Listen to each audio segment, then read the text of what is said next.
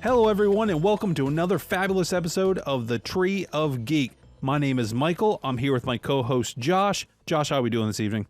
I am doing fantastic. Let me tell you, I've been looking forward to tonight. I'm here and I'm raring to go. Raring to go, not rearing to go, or what's the raring to expression? go? I don't know. Is it what is raring? Like I'm ready to go. ready to go. Yeah, I don't know where some of these words come from. Revving? I'm revving to go. Vroom vroom. Oh, I could do a chugga chugga or vroom vroom, but either way, I can't make those type of noises anymore. I've been asked politely to stop. So for one last time in this episode, I'll give you a chugga, and we're done. Train's in the station. The doors are sealed. So we are here this evening to talk about the dirty, the raunchy, the bad after midnight cartoons that our parents didn't want us to watch. Well, I don't know. My parents let me watch. I don't know. Josh, did your parents let you watch adult cartoons? That is a big no. Big negatory? I wasn't even allowed to watch Pokemon growing up. So I don't think I was allowed to watch 90% of this list. So it's that part of the episode where we talk about what's new in the world of geek. Josh, give me a couple things going on in your realm of geek that are new, fresh, and old because, of course, people hear this in the future. Let me just start with my obsession. Everyone, if you listen by now, you know... My obsession? You know I have a thing about comic books. I love them, collect them, they're amazing. I was recently at a new comic book store that opened up nearby. Comic Cove! Which, side note, he's looking at starting his own podcast about strictly comic books. And that's how we got talking about Tree of Geek. And he seemed really interested. So, hey man, if you're listening, I appreciate it. And yes, I'll be in to probably spend a lot more money. Because that's kind of what I do. I buy comic books. Well, I mean, you did bring over some nice Scotch whiskey. Yeah, which I feel like that's an oxymoron, nice and Scotch.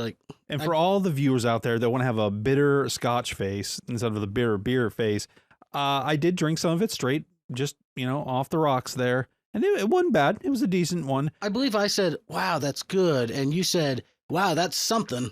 It's wicked is what yeah, it was wicked. So I took some Goya coconut soda and I mixed in with it, and it's still good. It's still got a little kick to it. Oh, geez. I mean, what's wrong with Scottish coconut flavored whiskey, right? So many things. So many things. What else you got? So I was at the comic book store. Continue your story. And I interrupted. I picked up the 4-issue run of Days of Future Past, Doomsday, which was a kind of retelling of the Days of Future Past story that came out last year. Where Doomsday from DC jumps in? No. Oh. No. Okay. Forgot how much I really enjoyed that storyline, so it was really nice to see it fresh and, kind of like a slightly different angle to it. But then I decided to rewatch that movie, The Days of Future Past, and I kid you not, I forgot just how good that movie is. That is probably like one of my... If we could go back to the X-Men episode that we did... Go back in time and slap you. If we could go back to the X-Men episode we did, I would put that up there pretty high. Not over X2. That's still my favorite, but I forgot how good it was. Did you not like it? I liked it. I wouldn't give it that much praise. It was like a 9 out of 10 on IMDb. The world's wrong half the time. Okay, fair enough. So I said this before, if you are an Amazon Prime subscriber, you can download the Kindle app and I guess you could almost call it like borrow graphic novels and stuff like that from the Kindle store at no cost. But then you have to make sure you right click it and hit return because you have a finite number that you can borrow.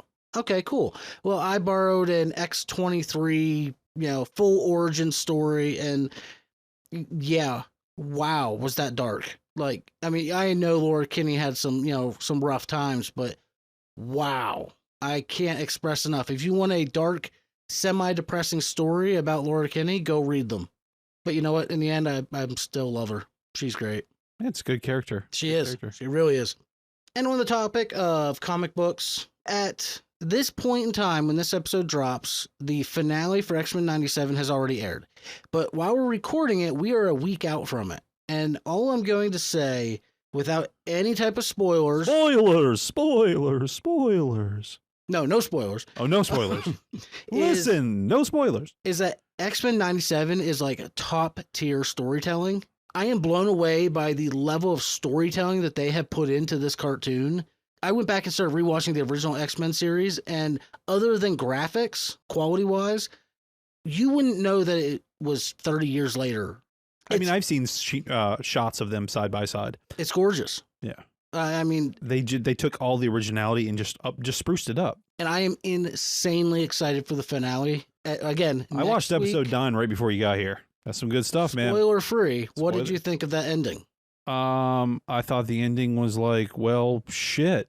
Yeah, that's episode 10 better be a banger because I messaged you right after I finished it, and that's when I was like, dude, holy shit. I don't even know where they're going to go from here. Speculations, but whew. It was good. Very good. Side note, when I was trying to figure out what I wanted to put in this segment, I did see a note online that the Fallout series, the TV show, on Amazon. Hey, we did an episode on that. We did. It hit 65 million views in only 3 weeks of airing. That's a lot. That is incredible. Walton Goggins. Dude, I feel like he carried a good portion of that show. I do. No, later on in this episode, we will be bringing him up again, for sure. And finally, I'm excited to say I don't know if you saw it, I don't know if you're a fan, but they just did a castings announcement for Wednesday season 2. I don't like that show. You didn't like it, really? I'm kidding. Oh, okay. So apparently, we've got Steve Buscemi joining. Steve Buscemi. Buscemi. Buscemi. Buscemi. Buscemi. He was in The Sopranos. Awry. Listen, the whole entire damn train is going awry right now. Billy Piper. Yeah. Rose from Doctor Who. Doctor Who. Thandwe Newton from Westworld. Thandie Newton? No, there's a W in there. Okay. Her name's Thandie Newton. It's Thandaway. It's Thandie Newton. Okay. You say names, I will correct you. Evie Templeton. Or is it Evie? Oh. I don't know who that is. From Return to Silent Hill. Actually, I think it's a dude. Owen Painter from The Handmaid's Tale. Noah Taylor from Law & Order. And they got Christopher Lloyd signed on as a guest star. I don't know. I'm hoping he plays like some version of old school Uncle Fester again. That'd be nice. But I don't know. Because Armitage. Maybe I'll just now say his name wrong. Great actor, very funny dude. I did not like him in the role of Uncle Fester at all. Yeah, I agree. Bugged the shit out of me. And I saw that Percy Hines White, he's the long-haired dude who played the love interest of Wednesday. He played Xavier Thorpe. Do you know who I'm talking about? Yeah, he is no longer in the show. Well, move on to better things, I guess, or worse things. I was reading that apparently Jenna Ortega got into more of the producer role of the show. Like she's taking more of a hands-on approach with it. Wants to get away from the entire teen love aspect and get more into the horror genre of what it should be. Good. Which, 1, means no more love story. That's not what that means. And 2, apparently the actor was a little too lovey because I guess he's got multiple sex allegations against him last year that he denied all of them. Misconduct, huh? But everything that I'm reading is saying that is an unspoken, it's a big push towards why he won't be there. Yeah, they don't mess around with that anymore. They really don't. This is not... I'd like to say back in the day, but this is not 1999 anymore. This is not 2021. Yeah, like... But remember the good old days of 2015? Do you remember that, James Franco? You probably do. No more. Wow. I'm just guessing at years. The guy's been a douchebag for a while. Anyway. When was he born? All right, well, that's all I've got for my new in the geekdom. I mean, I'm sure I could think of plenty more, but let's move on. Well, I just watched a horror movie called Innocent Blood that had Luis Guzman in it. Man, was he young as hell. 1992. Really? It's like pretty much Vampire versus The Sopranos. And people from The Sopranos are in that movie too. It's first movie I ever saw him in. Waiting. Great movie. Great movie. Fantastic movie. Oh yeah. Call that the Batwing. This one's called The Brain. Dane Cook before he sucked, ladies and gentlemen. Yeah, he's different these days, that's for sure. Well, I guess it's my turn to throw out what's new. Well, the huge topic right now is all the memes going around of Superman. So they put out the costume picture. Something's blowing up in the city. He's putting on his shoes. So now I saw this meme the other day where he was in a shoe store putting on his boots. People were just putting him in different places. Oh, that's great. So we got the first look at Superman's suit. We got this dude, Corn and Sweat, jacked as hell. He doesn't really look like in that picture, but I've seen him in the gym. Yeah, he looks like he's going to fit the part. Yeah, he's huge. Blade Runner 2099 with Michelle Yeoh, because she's everywhere right now. She got her Star Trek movie being made.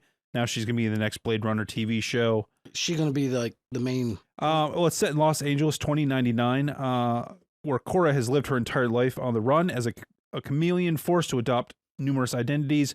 To secure a stable future for her brother, she assumes the one final identity and is forced to partner with Olwen, O-L-W-E-N, just making up names now, a replicant who's confronting the end of their life. The two are pulled into a winding conspiracy that poses an existential threat to the city that's fighting to be reborn. So, I don't know, a lot of meta stuff and probably could be a lot of talking. I do like the Blade Runner movies. They're okay. I don't love them. I'm not, like, fascinated. I do like that cassette futurism. I think that stuff's cool, but... What did you think of the new one that they did with Ryan Gosling? I thought it was pretty good. Really? Okay. I know it bombed, but I enjoyed it. I haven't seen it. I love the original. So, yeah, I do want to watch the new one, or I guess the old one now, like the sequel. If the 2099, is it supposed to come out this year, next year? Next year? Yeah. I'll probably wait till closer to time and just rewatch all of them. Yeah, you should. I think they're all connected to each other in a way. So, other news, Disney Plus and WB are starting to pair stuff together. They're going to be like doing a streaming service together or something. So, I don't know. Just read that this morning. But Disney's Bob Iger has outlined a plan to reduce Marvel's output. They're only going to do 2 to 3 movies a year and 2 TV shows a year. I think it's that we talked about this before the pod, and I think that's good for quality purposes. Hopefully they go back to that slow burn. As long as they do the slow burn. Yeah, let's make the stories matter. Like, no, oh, we have 3 movies this year. We gotta get Doctor Doom in it quick. No, like, take your time. Do what you did with Thanos. Give us, 5 seconds of him for 6 years and then bring him in. Well, speaking of Marvel Comics, again, the Innocent Blood movie I watched had a police captain, and it was played by... Leather jacket. No, this dude, the main guy did have a leather jacket the entire movie, though. He did.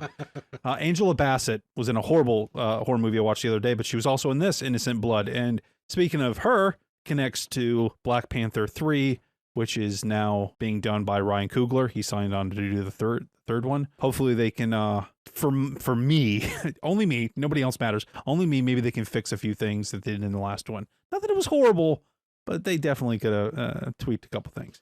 I just felt the last one they were trying too hard. Like, yeah, well, it's just that CGI. It was that point where that whole thing was going on. I really was cramming these CGI, go, man, just whipping people. And we said before that the same studio was doing Quantumania at the same time.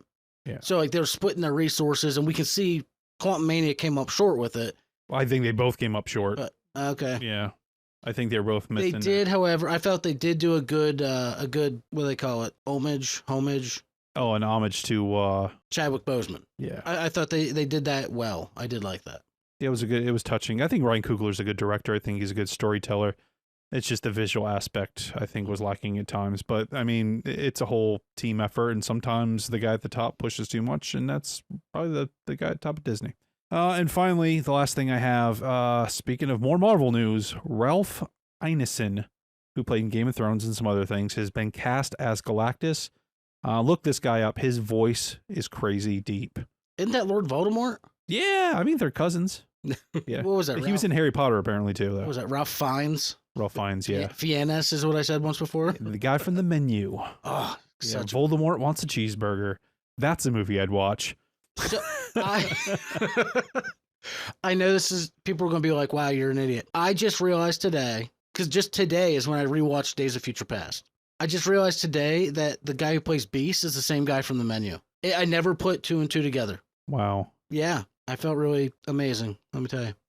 Oh, and well, he's playing Lex Luthor in the Superman movie. Not sure how I feel about that. It's got to be better than, was it, Jesse Eisenberg or whatever his name was. Yeah, that name was correct. Whoa. Ding, ding, ding, ding, ding, ding, ding, ding. Now, I will also say, I did see that, I guess Peacock is now in official talks for The Office sequel. It's been greenlit. Well, not the production's greenlit. I guess like hey, bring us a screenplay, bring us, the proper proposal. Like they're entertaining the idea now, which as I'm a huge Office fan, either reboot it and make it something totally new, or I don't know, just don't try and make it either a remake of what we had, and definitely don't try and bring old characters back and continue it. Like let it go. It's great how it is. If you want to do it again, give us something fresh. Do you feel that we're starting to get into that part of the tide where we start reboot, remake again? Yep. It's like every 10 years or so, Yeah, all Hollywood does is regurgitate. Yeah, the tide's coming in at this point. I I heard something, the tide doesn't move, the earth moves or something. I don't know. It has to do with Chuck Norris, but some science thing or something. Well, I have read before that apparently studies, quote unquote, have showed that essentially every unique idea has been done. Yeah, The Simpsons. Well, and that's why they constantly do reboots, because anytime they, at this point, do an actual unique original idea, like what was that one, Jupiter Rising? They bomb because nobody wants to invest time in a new story. I think there's a lot more going on with that than... What is wrong with rollerblades in space? Okay, come on. Listen. Who was that? Was that Channing Tatum? Yes, Channing on your Tatum. It was in that movie, and Mila Kunis. Yes, that's right. The space Saturn Princess Jupiter, whatever. Go watch it, everybody. Fantastic movie. I got the last thing I'll tell you. Okay, right. It just popped in my head. Another Marvel casting news. So I watched Ghostbusters last night. Frozen Empire, fell asleep for a couple minutes. Had to do with the wine. Doesn't matter. But this ghost girl keeps popping up in it. I won't really spoiler anything for anybody. But the lady that plays her was in Pet Sematary Bloodlines recently. And I was like, man, this girl could like go somewhere. She seemed like a really good actress. She is possibly going to be the new Black Cat. Really? Yeah, I don't think Sydney Sweeney's going to get it. I think they're going to give it to somebody else. And she's phenomenal.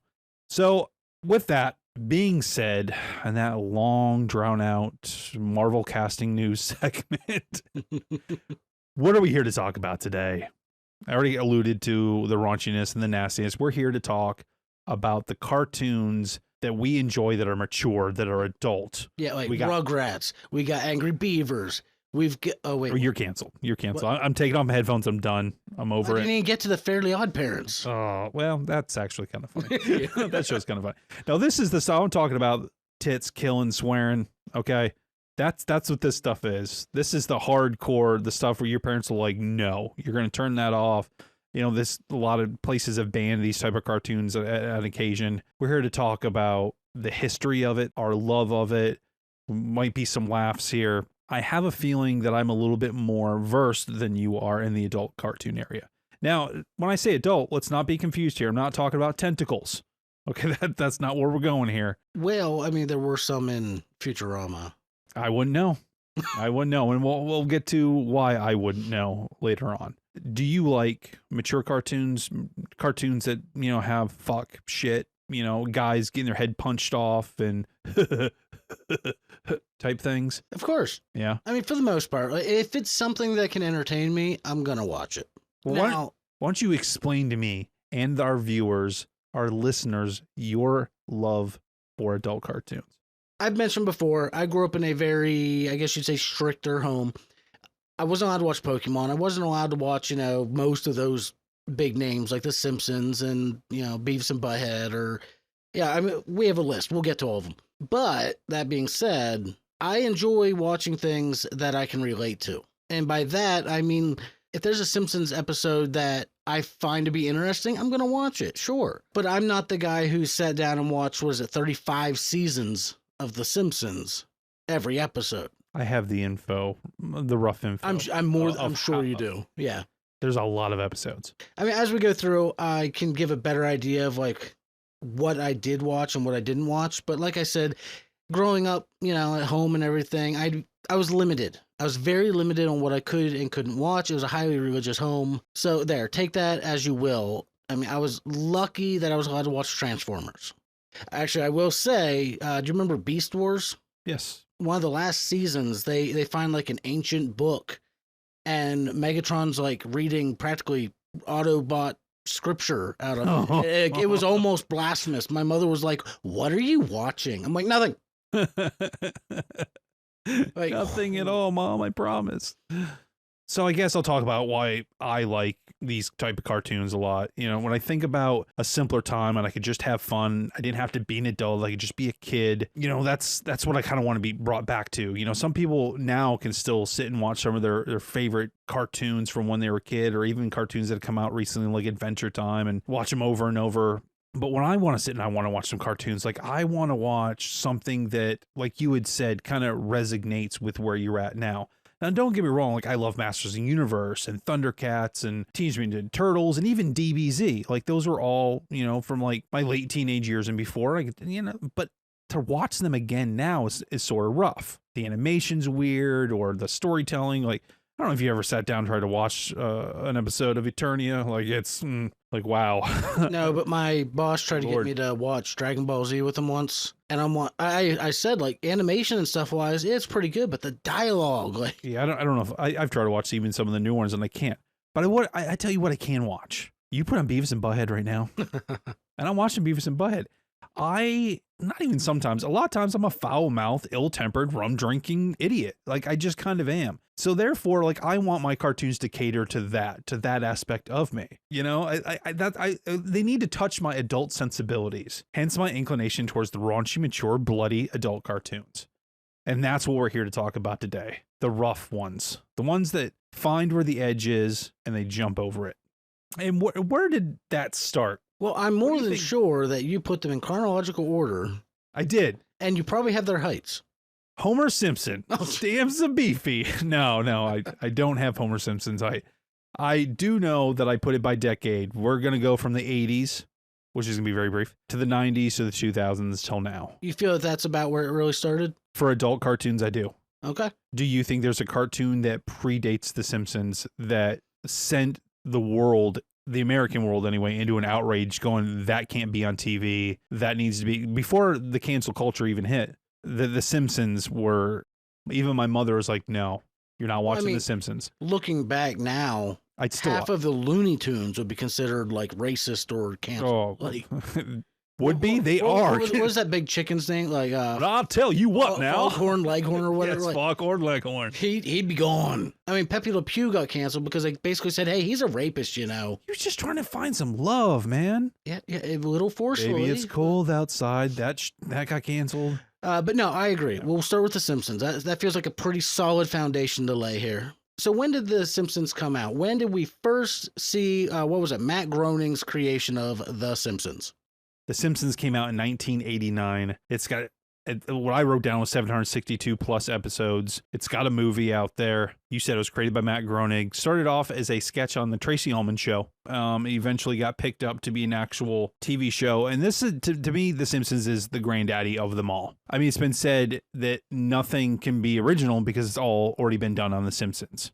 I have heard that, yes. This is the show to me that kick-started the whole, maybe cartoons don't have to be so friendly. And yes, we talked about the Looney Tunes are wacky and zany, but like, this was a show that actually had adult themes, sexual innuendos. Like, this is like, parents are like turning off the TVs. There was a whole uproar with the government. I mean, the whole Tipper Gore thing going on around the same time, I do believe. I could be wrong. I was a little kid. I don't know. My mother argued with my uncle if I could watch or not. He won. I ended up with a sweatshirt with Bart Simpson on it. It said, "Eat my shorts." I loved it. What is your history with The Simpsons? And do you enjoy The Simpsons? I've never seen it. Not one episode. No, I'm just kidding. Okay, so never played the video games. Nothing. Watch the movie. Again, I was never allowed to watch it. However, in my older years, you know, like anything after 18, if I caught an episode, I would watch it. If it was something that intrigued me, I would watch it. Knowing that it was the longest running cartoon worldwide and still is to this day means that there's something. There's something about it that 35 seasons. 35 seasons. Wow. So that means there's something about it that just holds everybody's attention. So I remember at one point thinking like, okay, well, there's got to be something here. Let me check it out. Yeah, I liked it, but it wasn't one of those shows that I sought out to watch every week or, you know, find out what streaming service it's on. Well, when I was growing up, we only had a couple channels, and one of them was Fox. So luckily we got to watch it. It says here in 2009, it surpassed Gunsmoke, which is a really good Western show, by the way. I'll admit that. It surpassed Gunsmoke as the longest running American primetime scripted television series. Wow. That's crazy. 765 episodes, 35 seasons. Did you watch the movie? No, I just remember it was like groundbreaking CGI at the time. Was it? Oh, I didn't know that part. I mean, I did watch it.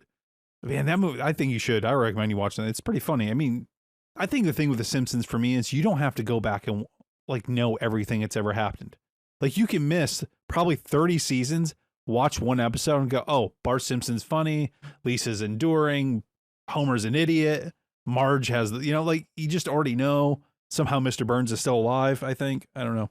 It's yeah, I think without The Simpsons, I'm not sure that any show that we're going to talk about after this, maybe the one that comes out right after it, is going to ever be made. And some of these shows, and I've seen a good bit of these cartoons, that's why they're on, the chronological list here. Most of them even have at least one or two jokes somewhere where they allude to The Simpsons. Some of them even cross over. So I don't know what more to say about The Simpsons other than... Now, I have gone down the rabbit hole of, and I'd love to hear your input on it. Sure. The whole Simpsons predicting the future theories. Because I'm not going to lie, there have been some very interesting parallels between episodes and then like 15 years later, almost the exact same thing happens. It is crazy that you think Matt Groening is a psychic? Is he Nostradamus's or is he from the future? Great king? Yeah. I don't know. I don't know for sure where all this stuff comes from, but not that I find the riots in DC, the whole storming the Capitol thing funny or anything, but when right after it came out and somebody said that The Simpsons had predicted it and they instantly made the dude with the horns into a Simpsons character and it looked so real, and I was like, now I have not watched The Simpsons in years. You believed it could be true? Yeah, I did. And then instantly, I'm a man who, if you think it's too good to be true, do your research, find out what episode it's in, yada, yada, yada. And I quickly found that this is bullshit. But still, the fact that people are like, let's throw that out there just to screw with you, it's funny. That is great. Actually, I fell into the same hole the other day because someone posted on Reddit. It was a picture. It was like a what if, Marvel cover. It was what if Professor Charles Xavier was Ghost Rider, but it showed him in his wheelchair with a flaming skull and the wheels are on fire. And I just sat there laughing. I call you wheels? I had to Google it. I'm like, if that's real, I need that. It's not real. Yeah. Well, you had sent me, was it you that sent me the thing about somebody playing the Joker or something in some new movie, or it was some trailer, but it was all fake or something? No, I don't know. No, it was something weird. So yeah, there is The Simpsons. And then we move into the 90s because that was 89. So then we moved to 1991. And tell me, what is your experience with Ren and Stimpy? That was like the ultimate red flag of you will not watch this. You will not touch MTV. Don't know it was on Nickelodeon or whatever. Was it really Nickelodeon? Yeah, it was Nickelodeon. It was wow. No, I didn't know. I just knew I was banned. Like, you do not go near this. What was that? Cat, dog, whatever they were. Well, it was Ren and Stimpy. So Ren Hoek, which I don't ever remember having a last name, is an emotionally unstable psychopathic Chihuahua dog. And then there's Stimpy, a good-natured yet dim-witted Manx cat. You idiot! Well, I knew the Chihuahua, but I didn't know the other one was a cat. I thought it was a dog creature or something. That was one of the shows that I would watch only when I was at friends' houses that were allowed to watch it. Like sleepovers, like, oh, dude, guess what's coming on? I was so excited because that's something I was super hardcore banned from. Well, that's probably because after its creator, John Crickfalusi, I'm probably butchering the hell out of that. So he comes up with the idea. He eventually gets it onto Nicktoons alongside Doug and Rugrats, which were tame. But there was a lot of sexual innuendos. There was a lot of sex jokes, and people did complain. He eventually did get let go of the series. They continued it, and it still continues its success. Gee, I wonder why. I do remember as a kid going, some of the jokes I didn't quite get. And as an adult, I'm not really into cartoons that are so zany and wacky that they're just balls to the walls nuts. I wasn't a huge fan of Looney Tunes and things. But there has been times where I did watch that as a kid and went, this is really funny. And then there was times, like I said, I don't know what the hell they were talking about. But when you're rewatching it as an adult, you're like, oh, they're talking about fucking. Oh, yeah. The way they would draw some of the women and stuff on that. Yeah, just it, like the cracked out eyes, like there was drug use, innuendo. Like it was just a wild, wild show. Now, I didn't get to watch Nickelodeon a lot. That was a cable channel that you had to pay for. We occasionally had basic channels, like basic cable channels when it didn't get shut off. But I didn't get to watch a lot of Nickelodeon. So that was one of the shows that when I did, like you said, going to a friend's house, or going to my cousin's, that it was on, I was like, oh, well, I don't get to watch this all the time, so this is pretty cool. I didn't watch it a lot, but I do appreciate the groundwork that it let out, because I think The Simpsons opened the door for Ren and Stimpy to get a little nuts. You know, I feel like just like a Michael Keaton, like, let's just get nuts. I feel like that's what the show is. They're just like throwing everything at the wall. Like, let's just do the most wacky, crazy, dumb shit we can do in a cartoon that's violent and sexual. Now, do you think they did it just because, hey, I want to do this, or do you think they did it like, hey, let's try and rival The Simpsons. Let's try and get that popular controversy feel like The Simpsons have. I mean, that's when it comes to TV, you know, cutthroat networks can be. And, you know, why do you think there's so many times this TV show will come out and there's like 3 almost carbon copy type shows that come out? You mean like how there was no cooking show and then all of a sudden Master Chef came out and like everything exploded? Or the voice singer that's out now, the Masked Singer or whatever. Like, that's one of those shows that like everybody's a singer. American Idol just like was everywhere. Yeah. Over and over and over. Yeah, like every art imitates art, I suppose, and dollar signs are involved. So you got to make your copy. You got to. Yeah, it came back for a while after it got canceled. Yeah, it came back in 2003 on Spike TV. Remember old Spike TV? Wow, yeah, I do. But it was canceled only after 3 episodes due to production delays and negative reception. So it didn't have the original guy. You know, they was just thinking money grab. Didn't last. Well, I feel like the majority of the audience from that would have been well into their adulthood. The solid audience that watched it, like, I mean, you'd be looking probably more teenager age in the 90s. Have you ever heard like an adult just off the distance being like, happy, happy, joy, joy, happy, happy, joy, joy? No. That's from Ren and Stimpy. Like, sometimes it gets in my head and I'm just happy, happy, joy, joy, joy. I forgot about that song until this exact moment. I just, you know, it has a lasting impression of Ren just with that hammer and just going crazy and beating the shit out of Stimpy. And it was a wild show. It's a domestic abuse. Yes. Were they domestic partners? I don't know. It was a lot better than that stupid cat dog show. Whoa. Are you a cat dog fan? No. Okay. Good. Man, I watched it growing up a little bit, but I very clearly remember thinking, like, how do they shit? Like, even as a kid, I'm like, they've got to poop at some point. Does it come out of It's almost like a human centipede opposites thing. Yeah, exactly. Wow, that movie's jacked up. So speaking of, like, you know, very iconic duos, shortly after Ren and Stimpy, we had Beavis and Butthead, which is a show that I never watched a whole episode. I've seen very small clips. I will say I saw the SNL skit, and knowing who they are, I found it hysterical. Mikey Day and Ryan Gosling. Amazing. It was just, that was one of those shows that had no appeal to me. I did see in your notes you said didn't appeal to me. Yeah. And I said that about a couple shows as well. Like, even though I knew what it was, and, you know, even though I wasn't allowed to watch it, if I had the opportunity, I don't think I would have. It was just one of those shows that nothing about it interests me. What about you? So every show here, I put a little snippet at the end. Why do I enjoy this show? Or why do I hate this show? You know, and it's like, where do I even begin? Because this might be one of my favorite all-time shows. Of course, cartoon. Or no, if you said, Michael, you have to sit down and list 100 of your favorite TV shows of all time, this would be on my list somewhere. It would be. I don't know if I know 100 TV shows. Well, off the top of my head, anyways. Oh, I could easily. TV's been my life. We should do it. But anyway, from the moment my little kid eyes peered upon these 2 idiots sitting on that couch and hearing those iconic laughs, dude, I was fucking hooked, man. Like, hooked. I remember so many childhood memories of going to my aunts and uncles and just watching Beavis and Butthead like over and over because they didn't care. You just have it on. You'd have, if my cousins could watch Aladdin 30 times in a row, I was allowed to watch Beavis and Butthead for a while. You know what I mean? Like, I'm surprised I still have a rib cage that functions from how hard I've laughed. I don't know how you can watch Beavis's nose bleeding for an entire episode and them using tampons and everything else to make it stop, or putting their genitals into bug zappers, or rolling down in a giant tire down a hill. Like, there's so many, just every episode, gluing their pubic hairs to their face so they can have a beard to go hit on chicks.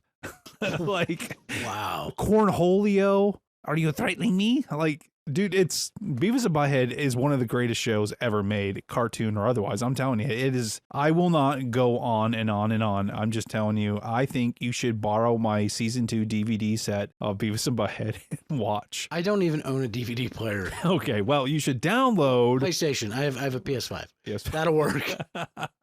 I just love it. I do, and the cultural impact of Beavis and Butthead. Like I said, we just SNL very recently. Ryan Gosling doing the Beavis fact and that Butthead. it's still around, 30 years later. It's gotten 2 movies. It's been brought back twice. It's still in the zeitgeist. It is everywhere. People know who Beavis and Butthead is. Like they were on Celebrity Deathmatch. They were everywhere, man. Like you can't deny how big. I think so this is kind of an evolution. When you take The Simpsons, they set the bar. Ren and Stimpy kind of sidestepped, messed around, went a little bit crazy. But Beavis and Butthead, and this was on MTV. This was on later at night. They could do more than what you could do on Fox or Nickelodeon. And it just got a little bit more, it was more wild. And it wasn't just wacky fun. Like there was some social commentary in there about what's going on in popular culture at the time, with the music at the time. And I think it's just culturally important, which kind of brings us to our next show that came out in 1997. Go back here. Like I said, this show, Beavis and Butthead, came out in 1993, had 272 plus episodes and 2 movies. So that it did pretty well. Yeah, it sounds like it. But 1997, the creator of Beavis and Butthead gets another TV show going. His name's Mike Judge, if you've ever heard of him. And do you know anything about King of Hill that came out in 97 that had 259 episodes? I know it was King of the Hill. King of the Hill, yes. Damn it, Michael! So the first time I caught this show, I absolutely hated it. I thought it was the most boring, ridiculously stupid thing I'd ever seen. But then as I got older and gave it another shot, I was like, wow, I know somebody that could absolutely be every character in the show. Plus, the dry humor, like the way they did some of the jokes, looking back on it, like it was almost genius. Like the way they put it together was so well done. Who makes a main character obsessed with propane? The band Propane? No. The metal band? No. The metal can. But I very clearly remember the very first episode I ever caught of it, and maybe this is why I didn't like it at first, was Hank being raped by a dolphin. I forgot about that. And I was just like, what am I watching? And then it went through like PTSD and like... I don't remember liking King of the Hill that much at the beginning either. I don't think I had the teenage patience for it. Okay. But as an adult, I think you understand some of the jokes better. And I think it was more adult oriented in the way that this was more about the adults of the show. Mm. If you think about The Simpsons, there's Homer, but there's a lot of kid stuff going on. Ren and Stimpy, kid things. Beavis and Butthead were 2 teenagers. Where Hank Hill's an adult. I mean, Boomhauer and all of them. They're That's what I mean. Like, it was following an adult's day. And to me as a kid, it was like, this is so boring. And now I'm like, yeah, people standing out back in the alley with a beer. It's still culturally I have relevant. my own version of that. Like we used to hang out, wherever. I get it now. It's a show that I think resonates more with adults than it does with kids, but it's not. But it was still like a mature show. Yeah. Oh like, yeah. Like, okay, I wouldn't say that I wouldn't let my kids watch the things because I think my limits of what kids should see, are a little bit different than what mainstream people go. Like, I'm not letting my kids watch hardcore stuff, but I'd let them watch King of the Hill, where I know there's some families where you can have Simpsons or King of the Hill on. Like, that was... Yeah, mine. Yeah. Yeah. Like, but I think King of the Hill kind of leveled out the raunchiness of some of the earlier stuff and some of the over the line things, but still made it to where it still wasn't made for kids. This was made for adults. And I think that's why it needs to be on this list here. I think it is relevant. I don't think if King of the Hill wouldn't have been successful, maybe we wouldn't have got Family Guy or something like Bob's Burgers might not be here. Maybe if we didn't get King of the Hill with that family dynamic. Yeah. Because if you think about it, like, from The Simpsons to the King of the Hill, there was no other big family thing going on. Right. Well, so, and I mean, King of the Hill, it dealt more with like everyday problems, not adult situations, adultery. Well, not like, oh, the nuclear power plant's melting down, but I gotta save my Duff beer. No, it was literally, it was stuff like that. It was just like, hey, I lost my job. But it dealt with real life issues that looking back, like you watch it now as an adult, as a parent, you can relate to like correcting the kid and them not listening and like Yeah, and it had that dry humor. Well, it took place in Texas, right? Yeah. It's where when somebody says comedy, the first thing I don't think of is Texas for sure. I mean, I think of Justified or something like that, which isn't even in Texas. I just know there was an episode there, but that's, I don't really think about Texas very often. So it was nice that they got a shout out, maybe. Yeah, why not? I hopefully have not offended any Texas listeners out there. I was in the military, and I had a battle buddy named Rhodes. We were in Fort Leonard Wood, and we went to walk to the PX, and it started snowing. And we were walking for a couple minutes, and then he just kind of stops. And I'm like, what the hell? So I turn, I'm like, yo, dude, what are you doing? And he's just like looking up in the sky, and he goes, I've never seen snow in person before. Oh, wow. I was like, what? Well, I thought it snowed in Texas. I really did. Somewhere. The top, maybe? I don't know. I think he was from down, like, towards the bottom, like, towards where the ocean is down there. It's just, he had never, the Gulf, yeah. That was just wild that, I grew up in up North Michigan. Oh, yeah. For somebody to say, I've never seen snow before. Oh, so you had the Great Lakes effect. Yes, I did. Past Travers. We're going to have a flurry this weekend of 18 feet. I just remember sitting, and it's cool to sit on Indian style. I'll say it. I don't care. Indian style. Do you know what they call it now? Crisscross applesauce. Yep. My daughter said it the other day, and I'm like, what is crisscross applesauce? And she sat down, and I'm like, that's Indian style. Yeah. Well, you can't say that. Like, I think you can. I think I just did. I said it. So, I mean, am I offending all the amazing Native American people, or am I offending all the amazing Indian people from India? Because they said the yogis sit like that, right? Dude, we've talked about this before, too. It's ridiculous. Most of those cultures that everybody's like, oh, you'll offend them, they don't actually care. No. It's like people who want to have a purpose. I'm guessing they don't. I'm guessing that. I'm not going to speak for them, but I'm guessing they don't. No, yeah. But it's like people who want to have a purpose, things they need to start picking things apart. Like, I saw a video on YouTube once of a guy walking around, and he had a little Pedro mustache, the big sombrero, and the whatever you call, like, looks like a blanket with a hole for the head. Oh, yeah. He's walking around, and he asking people, like, are you offended? And everybody's like, oh, yeah, you can't be doing that. And then he went to, like, this little Mexican market, and everybody there loved it. They're like, oh, this is great. He's like, and technically I'm like 1% Mexican, so you know what? I'm not appropriating shit, people.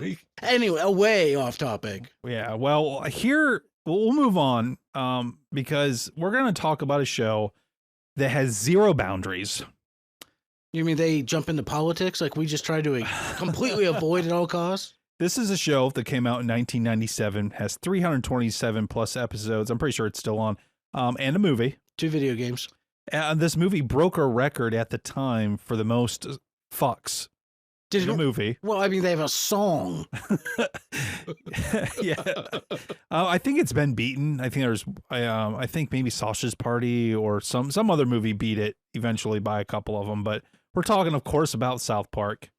So I'm just going to start off why I enjoy this show here. I'll go first. Wait, I'm ready.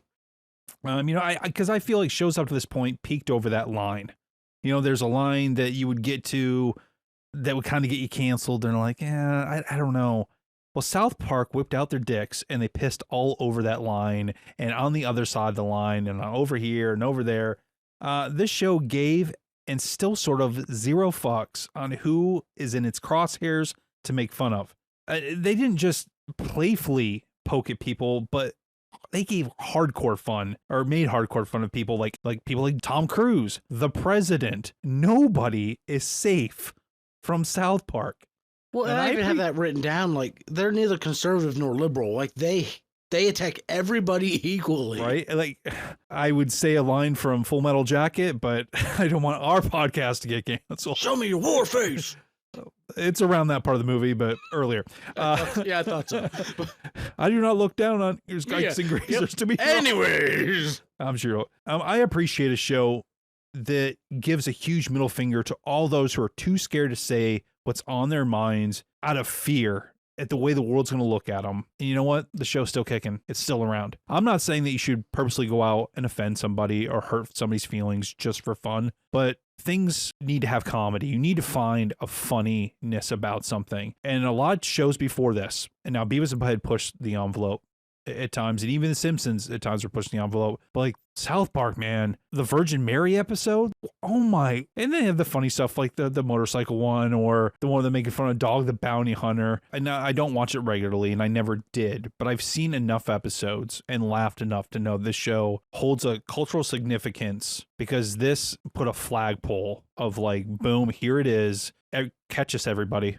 Because I feel like in this genre, I guess we could say, that there were certain landmarks. Like there were certain, like major benchmarks is a better way to put it. Uh-huh. I mean, we had The Simpsons. We started it all off. Everything after that followed that feel of like, how far can I push it? And then you have South Park that's just like, I don't care how far I can push it. I'm going wherever I want. They took like the bar and put it on the back of their motorcycle and I'm moving. Yeah, like come catch me. You know what I mean? We're just gonna. It's like, as a kid, I never watched it, and it wasn't. I mean, I wasn't allowed, of course, but like at friends' house and stuff, it wasn't one that I cared to watch. But then as I got older and gave it a chance, because hey, why not?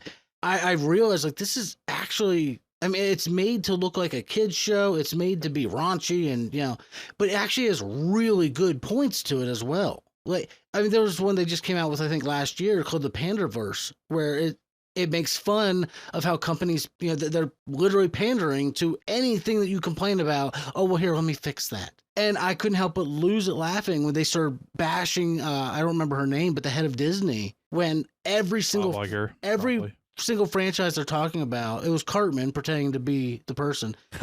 He's like, put a girl on it and make her gay.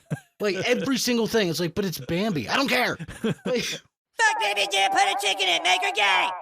And I'm watching this. I'm like, holy crap. I actually feel like that's what some of the conversations look like. And that's if you actually take the time to get past the craziness that Stone and Parker did here, the creators of the show. You get past the weird animation or just the ridiculousness of it, and you just take that joke. Well, didn't it used to be like almost like construction paper, like pieces? Yeah, I mean they've advanced the CGI from it, but yeah, it's still the basic like cutout characters and stuff. But the jokes that they make sense why they're making fun of what they're making fun of. Yeah. Remember the whole Guitar Hero, the click, click, click, click, click, click, click, click, click, click, because Guitar Hero was like the hugest, like it was like, they just take everything. It's like huge at the time. They find what's dumb with it. Exaggerate it. Yeah. And that's what they did with the movie. Well, there was one episode, I don't remember, I'm sorry, I don't know relations, but the one kid's dad starts an OnlyFans page. Is that dude with the mustache? Yeah. That dude is like, I don't even know his name, like, but he's like cooking naked, and the wife was like, I'm going to open my own. He's like, fine, go ahead. You're not going to get the views. And then she like gets filthy rich off of it. It's also like he was going around with the wheelbarrow and his nuts were in the wheelbarrow. Like it's insane. It's insane. Like, and if you just watch it, if you're a kind of a serious, not very fun person, you watch it real quick, you're like, oh my God, this is horrible. Turn this off. But if you take the time to absorb what it is and get past the nuts of it all, like I think it's an amazing show. Like again, I can't watch it regularly. Like I have a lot of other things going on in my life, but I mean, I remember when the actor who voiced Chef died, people were genuinely upset because like this is a beloved character, and I'm like, he was a voice. He wasn't even like a real character, but no. He absolutely was. So after he left the show, I didn't know he died. Like the real. I'm pretty sure that's why he left the show. I thought the actor. No, I thought he left the show because he didn't want to do it anymore, and then he got tired of doing it. I don't think he died. Hayes Jerome. Oh, I got Hayes right. Hayes died of a stroke on August 10th, 2008, making, quote, the return of Chef's final official appearance in the show. Oh, okay. I thought he just left the show. I didn't realize he died. Isaac Hayes' son, revealed the real reason his dad quit South Park. The legendary singer who died in 2008 voiced Chef for 136 episodes from 97 to 06, but he quit the show in 06 not long after an episode called Trapped in the Closet aired that poked fun at his religion of Scientology. Oh. So he left because of it crossed the line for him, apparently. Yeah, it was even too far for him. Yeah, they did a lot of Scientology Tom Cruise stuff. They did. And good. Poke fun at every religion. Poke fun at just do it, man. Just poke fun. I can take it, man. I get it. You want to, like, you find something that I believe to be absolutely ridiculous? That's cool, man. Like, I'm okay. And then we need to have humor. As long as you kill Kenny. And did you ever play the video game? So I worked at GameStop when that game came out. The fractured but whole, like BUT, and everybody would come in. Everybody came in. Hey, do you have fractured butthole? Yeah, we do. I know that was the name of the. I didn't know it actually had a name. I'm like, okay, cool, it's a game. There's another one, but I forget what it was called. And finally, I pulled it up on Twitch because I'm like, okay, why is everybody so obsessed with this? Oh, okay, it's set up like a turn-based RPG. Okay, well that's kind of cool. And then there's a scene where they shrink down, they go in the principal's ass, and there's like white stringy stuff hanging off the wall. I'm like, no. That's not the game I played. They must have had 2 games. I played one. It was like for N64 where you would run around, you would take snowballs and you would piss on them and then throw the piss balls. This was like on modern console. Oh no. You would take like plungers and shoot them at turkeys and shit. No, definitely a different game. Yeah, that's the one I played. Actually, according to this, there's a lot of South Park games. Hey, listen, if it wasn't for South Park, we wouldn't have got the puppet movie, Team America. Oh, yeah. Or Basketball. So good shit right there. Is it though? It is. It is.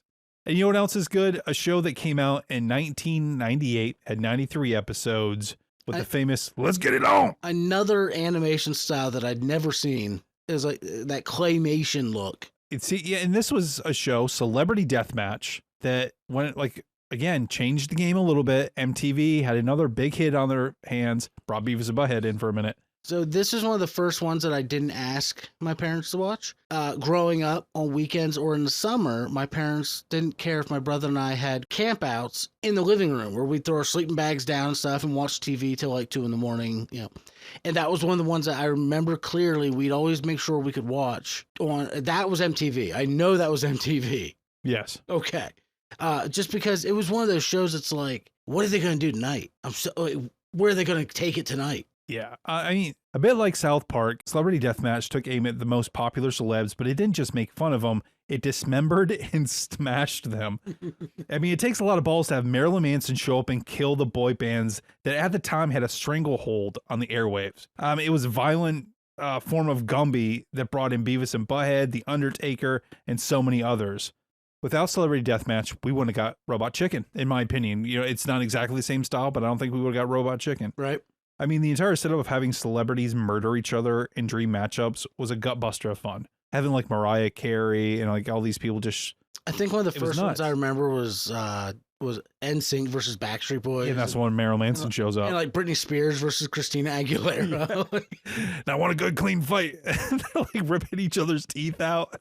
It was just... Like, this is one of the first shows I ever watched that wasn't cartoon and it wasn't live action. It was just like, okay, interesting, claymation.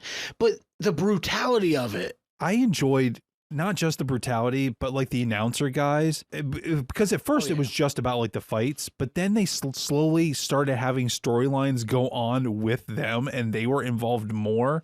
They reminded me of the R-rated version of the 2 old men from the Muppets. Gromit and Walt. No. Wallace and Gromit. That's still claymation. That's still claymation. That's claymation from Britain. Right.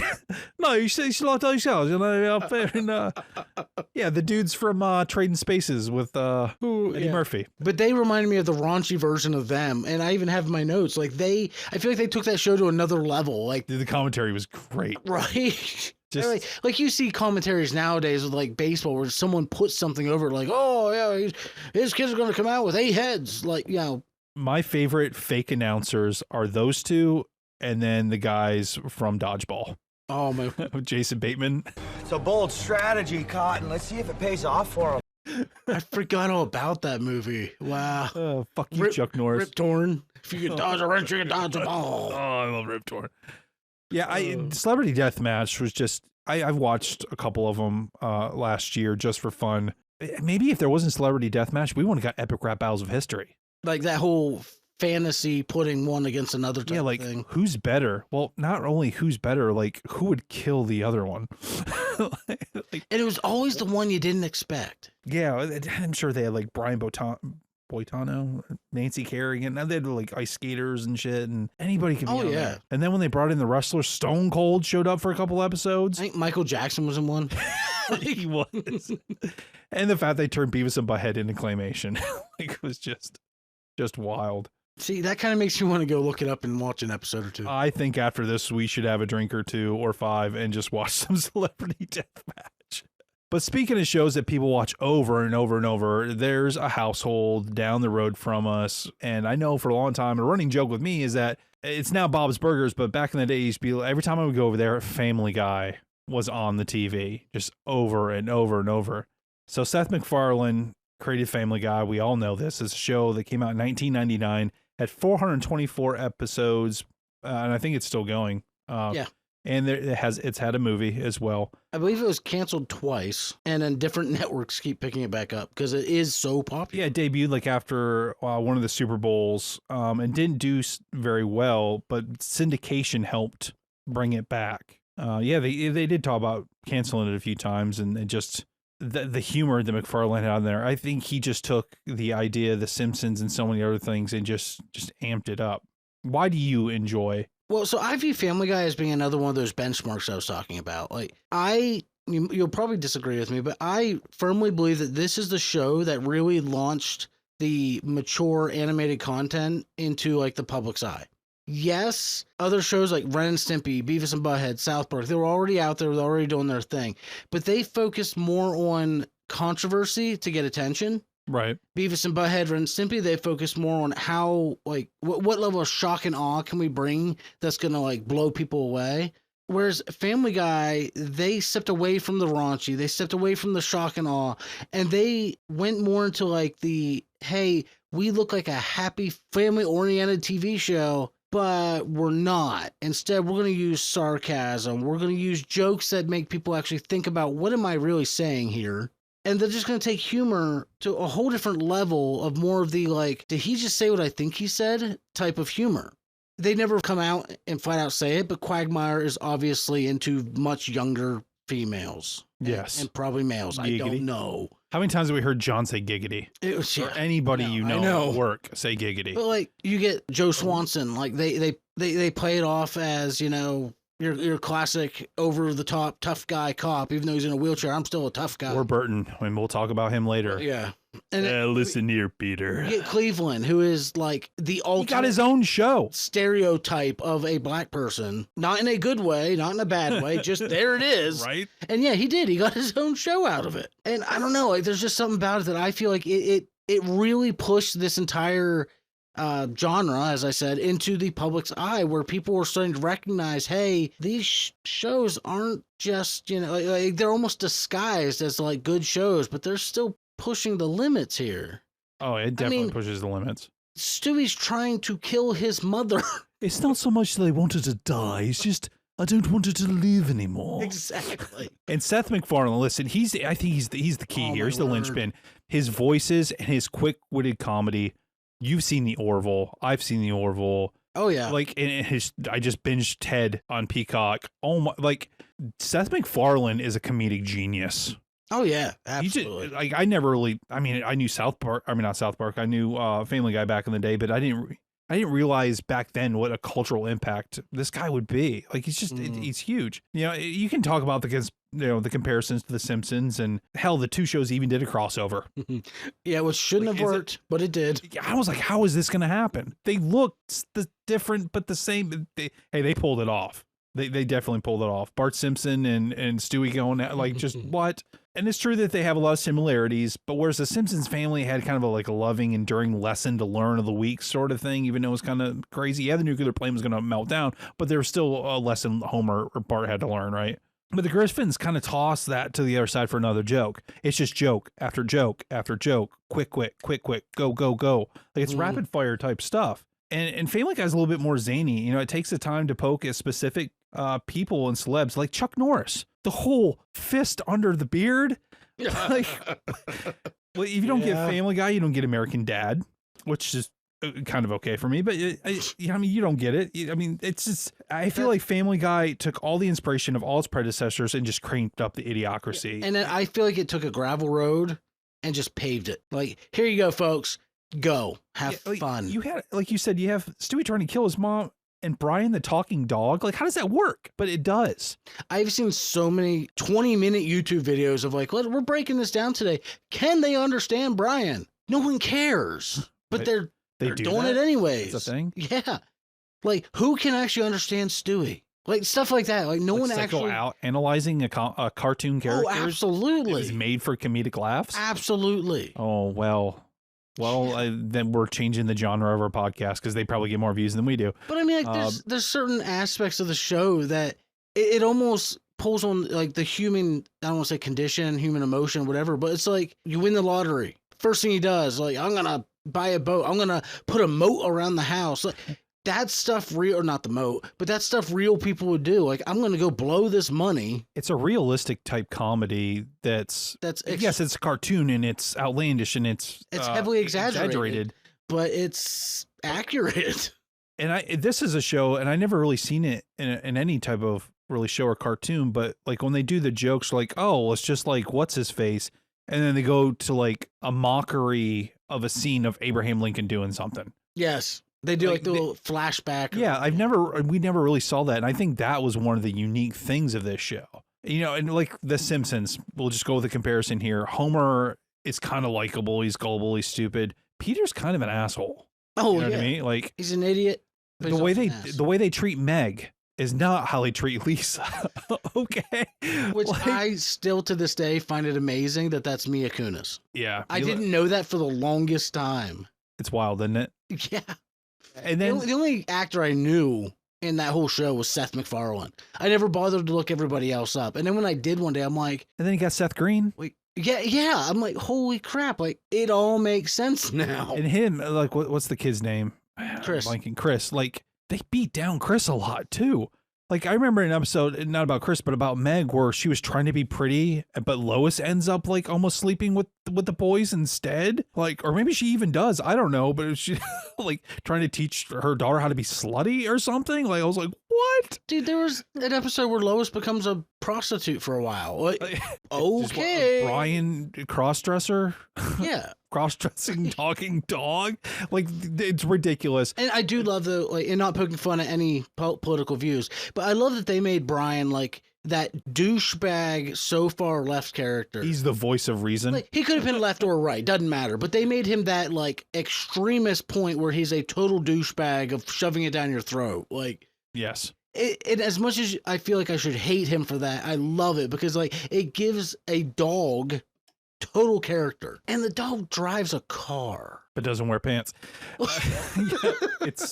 It's very strange. I love it. And you said like this show became a phenomenon. Like, okay, South Park was big, and The Simpsons, we all know Simpsons started it all, and Simpsons is big now, and it was big then. It's always gonna be big. But up until this show, there had not been a show that was so big everywhere. Yeah. Because this was on Fox. This was on normal, regular time of day. Yep. You know, in the evening. It wasn't locked behind a paywall on a streaming service on a certain channel. Back when you had to remember the channel number to watch it. Like, people had like Stewie shirts. Like, you go to like Spencer's or something. Like the Family Guy stuff is around. Like, it was big. Oh yeah. Huge.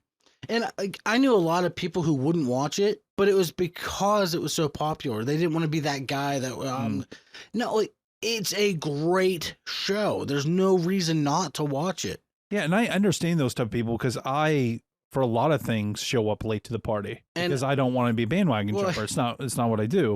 We've said before, we love the guy, John. But John, you got to get over it. And he's very notorious for, I'm not watching it because it's popular. Yeah. Like, how long did it take him to watch The Walking Dead? A while. Like a while. A long time. Like, I'll wait till it's not popular and then I'll watch it. I will say, though, as much as I do love Family Guy, I cannot sit and watch it for like 5 hours at a clip. No. I mean, what are they, 20-minute episodes? 30? Yeah. Like, there's some people out there that it's just what's on their TV all day. It's like people put on MTV and it's just ridiculousness. It's just on all day. So the next one here, I don't know much about. It is a spinoff of The Simpsons, and you're shaking your head at me. So there is another cultural phenomenon that kind of did happen. I don't think it was as big as Family Guy, but it has been on like forever. It debuted in 1999. Futurama. I have tried several times to watch this show because I just feel like if I liked The Simpsons, I should like Futurama. And I loved Married with Children, another one of my all-time favorite shows. Katie Seagal, great. Sons of Anarchy. I cannot watch anything more than a small clip of Bender of this show. Like, I cannot get into it. There's just something about this show that rubs me the wrong way. I don't know what it is. I don't like the old scientist guy. I don't like the Star Trek ripoff dude that wears a skirt with no pants. Like, dude, the snoo stuff that John says all the time. snoo. Well, hey, I think we had that in a previous funny. episode. He likes a snoo muscular woman. So. Oh, is that where we talk about Bridget Nielsen and Yes. Red Sonja? Yes. Yes. There's a song that is done by Austrian Death Machine called Red Sonja. Really? And everybody should check it out. I'm going to check it out. It's pretty much Conan singing about his love for Red Sonja. And the guitar solo is pretty sick in it as well. I'm going to have to look that up. I am. It's great. So Futurama, it's a show I did enjoy. You talk about Futurama. I did ahead. Enjoy it. I've watched a lot of it. I never finished the whole thing. And I know I've never finished any of these. Well, I know then they brought it back for like another couple seasons or whatever. It was one of those shows that like I never thought it was like an over the top, Simpsons or Family Guy. It was a very straightforward, hey, it's a delivery service. We get into some crazy antics. I never thought it was an over the top. Like I almost wouldn't have continuity in this show. Yes and no. Okay. It's one of those like every episode can stand by its own, but there's an overarching story that you can still kind of get if you watch it all. But it was still one of those shows that like it was just packed full of jokes and innuendos that even as an adult you might miss if you're not paying attention to it. Well, I'd seen like some Bender stuff, an alcoholic robot. Yeah, that. See, you're the only part of the show I like. You're just like, nah. Funny enough, he was annoying to me. Like I didn't feel he brought a whole lot. I mean, everybody loved him. I didn't feel he brought a whole lot to the show. Just like I can't remember his name, but the guy with the crab with. Oh. People loved him, and was that like a General Akbar like knockoff kind joke of thing? Oh yeah, the whole show was a knockoff of something. I mean, it is one of those shows that while they were humorous, while they had fun, they still kept some parts of it serious. I mean, there's an episode. I mean, I don't want to say I want to ruin it, but I mean, spoilers. It's been out for a long time. It shows him, going in to deliver a pizza. He ties his dog up outside, and that's when he gets frozen. And it's an episode that literally shows the dog sitting there waiting for his owner to come back, growing old and dying on the street. And like it tears your heart out. Like it's emotionally charged. A cartoon should not do that. Want to make you laugh, not cry. Right. But then, of course, there's stuff that you can relate to. Like, oh, when I got frozen, I had 7 cents in my bank account. Now he's like a multimillionaire because of interest. Right. Didn't somebody have 3 boobs? That's always a science fiction joke. Probably at some point. Yeah. I know the one main character, she had one eye. Yeah. Then there was I don't remember her name, but like they played her off as like the rich Asian, basically. Like she shouldn't have been there. She was just ditzy and like had no idea what was going on, but I have money type of thing. I didn't remember she existed till you mentioned her. Yeah. I liked it. I mean, again, it's not like my favorite show in the world. I've definitely never seen every episode. But it's significant. It was one that like, if it was on, it's not that, oh, well, there's nothing else on, I'll watch it. It's, hey, I like this, I'll stop and watch it. It was on forever. Do they have new episodes now? I know it was on for like a long time. I know they brought it back, but I don't think it lasted long. Most of the things they bring back don't last. Right. Well, it's because they're trying to recapture that nostalgia, and it just doesn't always work. So right. So that wraps up the 90s. So moving into the 2000s, an era that I am not as well versed in. I didn't really get into a lot of these shows, and not because like I was better than, I'm not going to watch cartoons. No, it's because I just didn't. A lot of these shows didn't really appeal to me. I think I went to a lot of house parties, so I was late to the game with some of these shows. See, I wasn't invited to parties. Oh, well, I had to hook up for some things. Oh, I'm sure you did. I did. It was my dick. Oh, jeez. Plot twist, it's actually shaped like a hook. Get over here. Oh, shit. Oh, that's saying it. See, I mean, our Patreon members would get this free content. So first up, I have Aqua Teen Hunger Force. The only thing I know about this is a fat Italian-looking dude with a gold chain and talking fast food. Well, see, the thing you gotta know about Meat World is that when it comes to Aqua Teen Hunger Force, it's amazing now. Okay? Okay, so I do know Meatwad is the ball of meat. The ball meat. Then there's French fries. That's basically Frylock. a pissed off gangster. And then there's the soft drink who's basically stupid. Master Shake. That's his name. Master Shake, Wow. Frylock, and Meatwad. Wow. And they grow up in New Jersey. Oh, well, that's why the show was crap. So yeah, continue what you know about this show. That's literally it. I was about to say, tell us about the show because I don't know jack about this. Well, full disclosure here. I had only seen a partial episode of this one time and thought it was dumb as shit. I was like, this is dumb.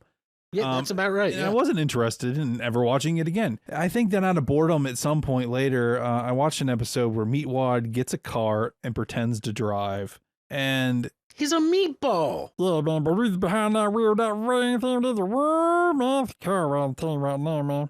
and I don't even know if I'm even really doing that voice justice. I think I am. I'm going to say yes because I don't know. But I was hooked. And then there's an episode where that dude with the gold chain you're talking about, there's a dog that gets created and the dog keeps raping him and nobody believes him that he's being raped by the dog. Six times we've had to use that word this episode. Well, listen, this We will never be monetized. Right, this will be the episode. You shouldn't have taken it.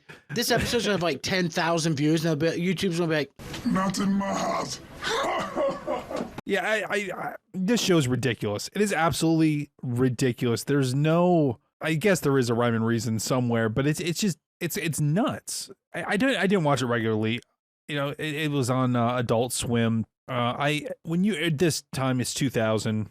Well, I was still in high school in 2000, so there was that. And how many episodes did this have? Yeah, I mean, I didn't do that part, man. I broke the mold of what we're doing here. It came out in 2000, 139 episodes. I mean, I think they were like a half hour, something like that. That's it said 11 seasons. Oh, really? The series ran for 11 seasons and was revived for 12 seasons, continuing to be a distinctive and influential part of Adult Swim's lineup. And then it failed, just like every revival we've talked about. Yeah, it probably did. Yeah, well, I don't sure Adult Swim's even a huge thing anymore. Maybe it is. I don't know. That's why we did that episode called Revivals. If you haven't listened to it, please go back and do, where we talk about the shows that we want to see come back. And most of them, we even said, like, we're not saying Firefly because if it comes back, it's gonna fail. Yeah. That's what most of these were. They brought something popular back thinking, hey, more money, and it failed. Let's make another Terminator TV show. Don't even jinx it. Stop. That's not even Stop funny. doing it. People just stop. Oh, they will. They will. Let's get Amelia Clark. Oh, my Lord. That movie wasn't that bad. It wasn't that great either, though. But no, this show was just ridiculous. You had like some vampire psychic bat dude living in the attic. It was just balls to the walls ridiculousn's. And it's just one of those things where you catch a couple clips of it, and I think it's funny. A lot of my friends did watch it, and because I had heard about it, didn't really pay attention. But then when I got in the military, I think some people talked about it, and I was like, I don't even know what you guys are. But people were obsessed with this show. Like they're oh man, this is the greatest fucking show, dude. Like I never really had a lot of cartoons recommended to me, but this is one where people are like, oh, you gotta watch this. Really? I was like, I don't even understand what it is. Like I said, what is it? Just tell me what it is. And they cannot explain to me what it was. Why is that fountain drink the size of a man? And it's not, he's a shake. He's a, I'm but sorry. again, like, why is his meat bottle? Why does the French fry guy have a goatee? Because he's hip to be square. I don't know. We don't spend a lot of time on this one, but it is culturally significant. It's one of the biggest Adult Swim cartoons that were out there. People still talk about it. It resonated with me. I think it's just wacky and funny. You've never, you got that look like, dude, I don't even give a shit. And that's fine. We can move on to another Adult Swim show that also came out around that time in 2003, 86 plus episodes, and a movie, The Venture Brothers. Do you know anything about The Venture Brothers? It's a spin-off of Johnny Quest. No. Okay, then no. It was meant to be a spoof of Johnny Quest. Oh, okay. Well, I was close. I know, again, very little. Well, the premise of the series, it pretty much follows the Venture family, which includes the emotionally insecure, unethical, and underachieving super scientist Dr. Thaddeus Rusty Venture. He's got his two kids, bodyguard Brock Sampson, who's voiced by Waterburn from Family Guy, the wheelchair guy. Oh. He does the voice of the, not Leather Jacket. I'm sorry. I went straight to Leather Jacket. My bad. He will always be Kronk. from The Emperor's New Groove to me. Yeah, he does do that. Yeah. Forever. Great voice. Did the Tick. Oh, wow. Yeah, he did. Yeah, he's done a lot of things. So my love for this show, no, seriously, it's in my ass. I'm sorry. No, seriously, it's in my ass. So I'm watching an episode. They have Brock Samson. He's chained up and they need a key to get to something. And he tells the bad guys it's in his ass. The one guy legit reaches in his ass. Oh, thank God it was a Brock cartoon. Samson then breaks the dude's arm that's in his ass, gets free, and starts murdering everybody because he is a bodyguard / assassin hitman who has a license to kill, and he occasionally has to renew it. There's an episode where he has to renew his license to kill. So you see this whole entire episode of him going through the driver's test. license? Yes. So he goes to the bar to get a drink, and he's like, "We only serve like so and so's here." And he goes, "Well, I have a license." And the guy looks at the license, his license to kill, and goes, "That's expired," and won't serve him. I'm telling you, the episode is fucking glorious. You have a Doctor Strange ripoff that's like this cracked out version of him, this psychic magic user guy. Their main villain is called the Monarch, but he's got this partner girl who speaks with this really deep voice the entire time, you know. Oh, like they smoked a couple packs a day. Smokes and cigarettes, you know. It's a wild show. And it was based, you know, off of Johnny Quest. It was supposed to be a spoof thing. It got bigger than what it was. There's an episode where they have the Fantastic Four, but it's nobody sees my air quotes here. But it's like, what would these people really be like if their powers are going on? Like the Human Torch screams all the time because he's in agonizing pain because he's always on fire. Reed Richards really is Reed Richards. He's just an asshole, like that character of him. It's just, I think the Invisible One lady tries to sleep with the dad. It's just, it's nuts. It's fun. It's just like some spy type fun that's just dumb. But Brock Samson kills it like all the time. It's just so good. People will get murdered, and I have season 1 on DVD if you want to ever borrow that to put on your non-DVD player, PlayStation 5. What are DVDs? I was watching Hellraiser 3 today, and it has a CD killer.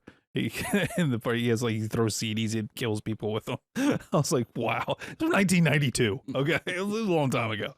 Wow. Like Final Destination. Pre Destination. Just start shooting out DVDs. Well, it's funny because I haven't seen it in a long time, but the dude takes his arm and he's like,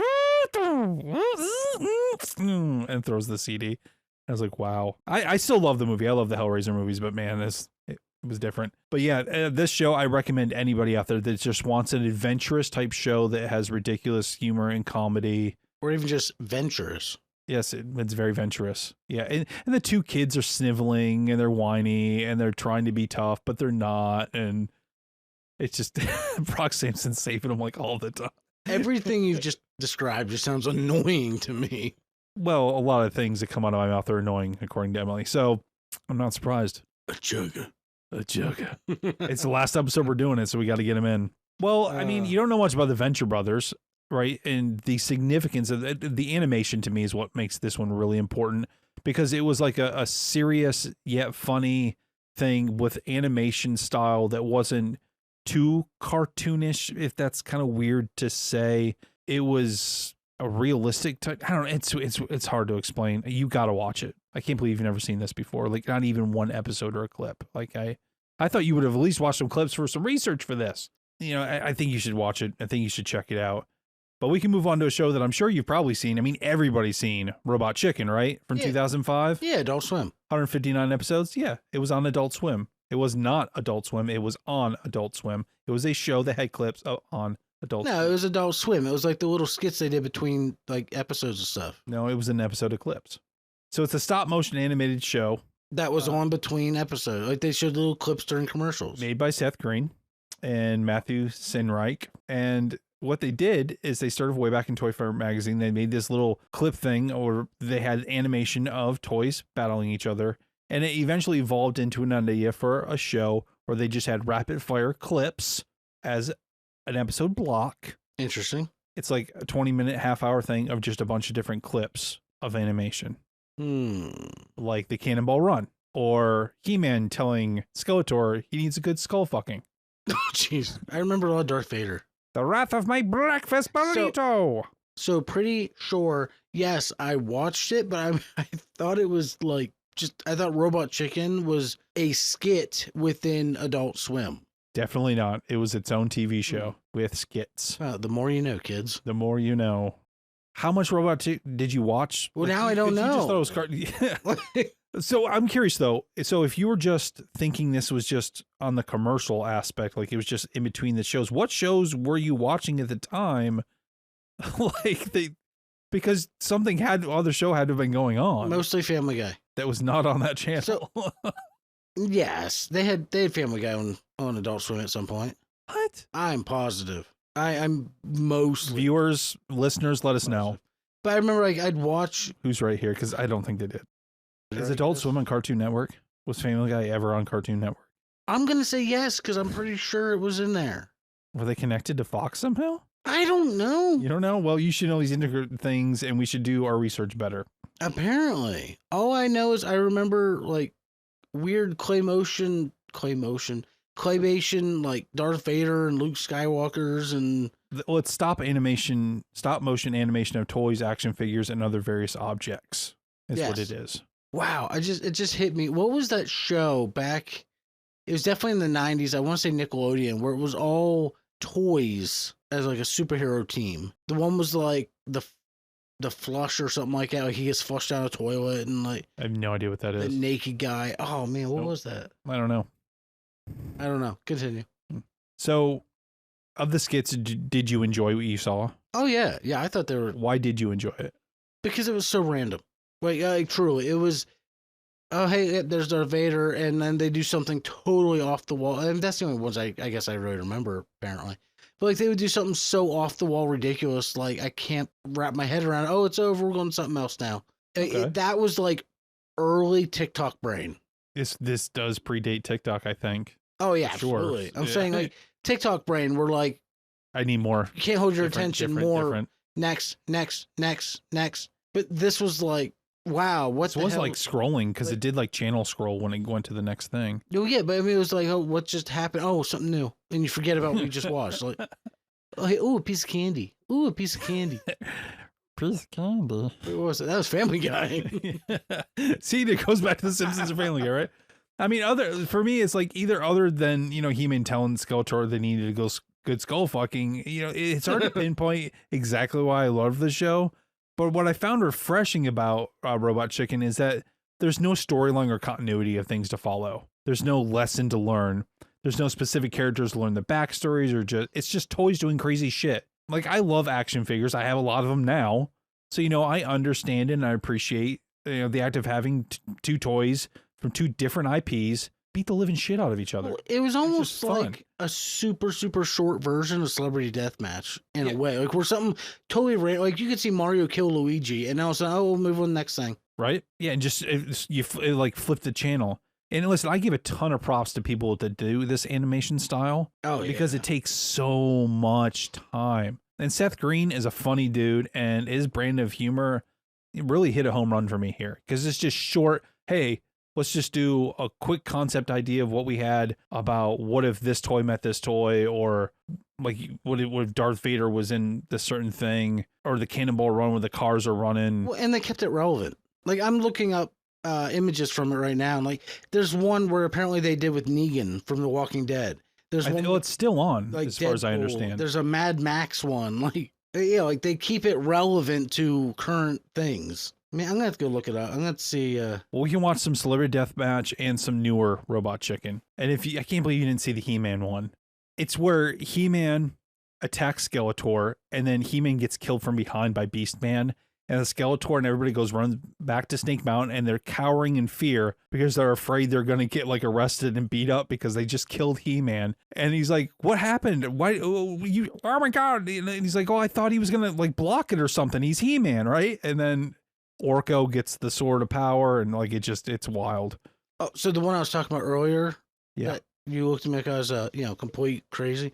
It was called Action League Now. never heard of it. Yeah, like there's a He-Man looking action figure who's always naked. There's a melted character. There's a scuba diver who always ends up in the toilet. And that was on Nickelodeon. Yeah. Wow. Nope, never heard of it.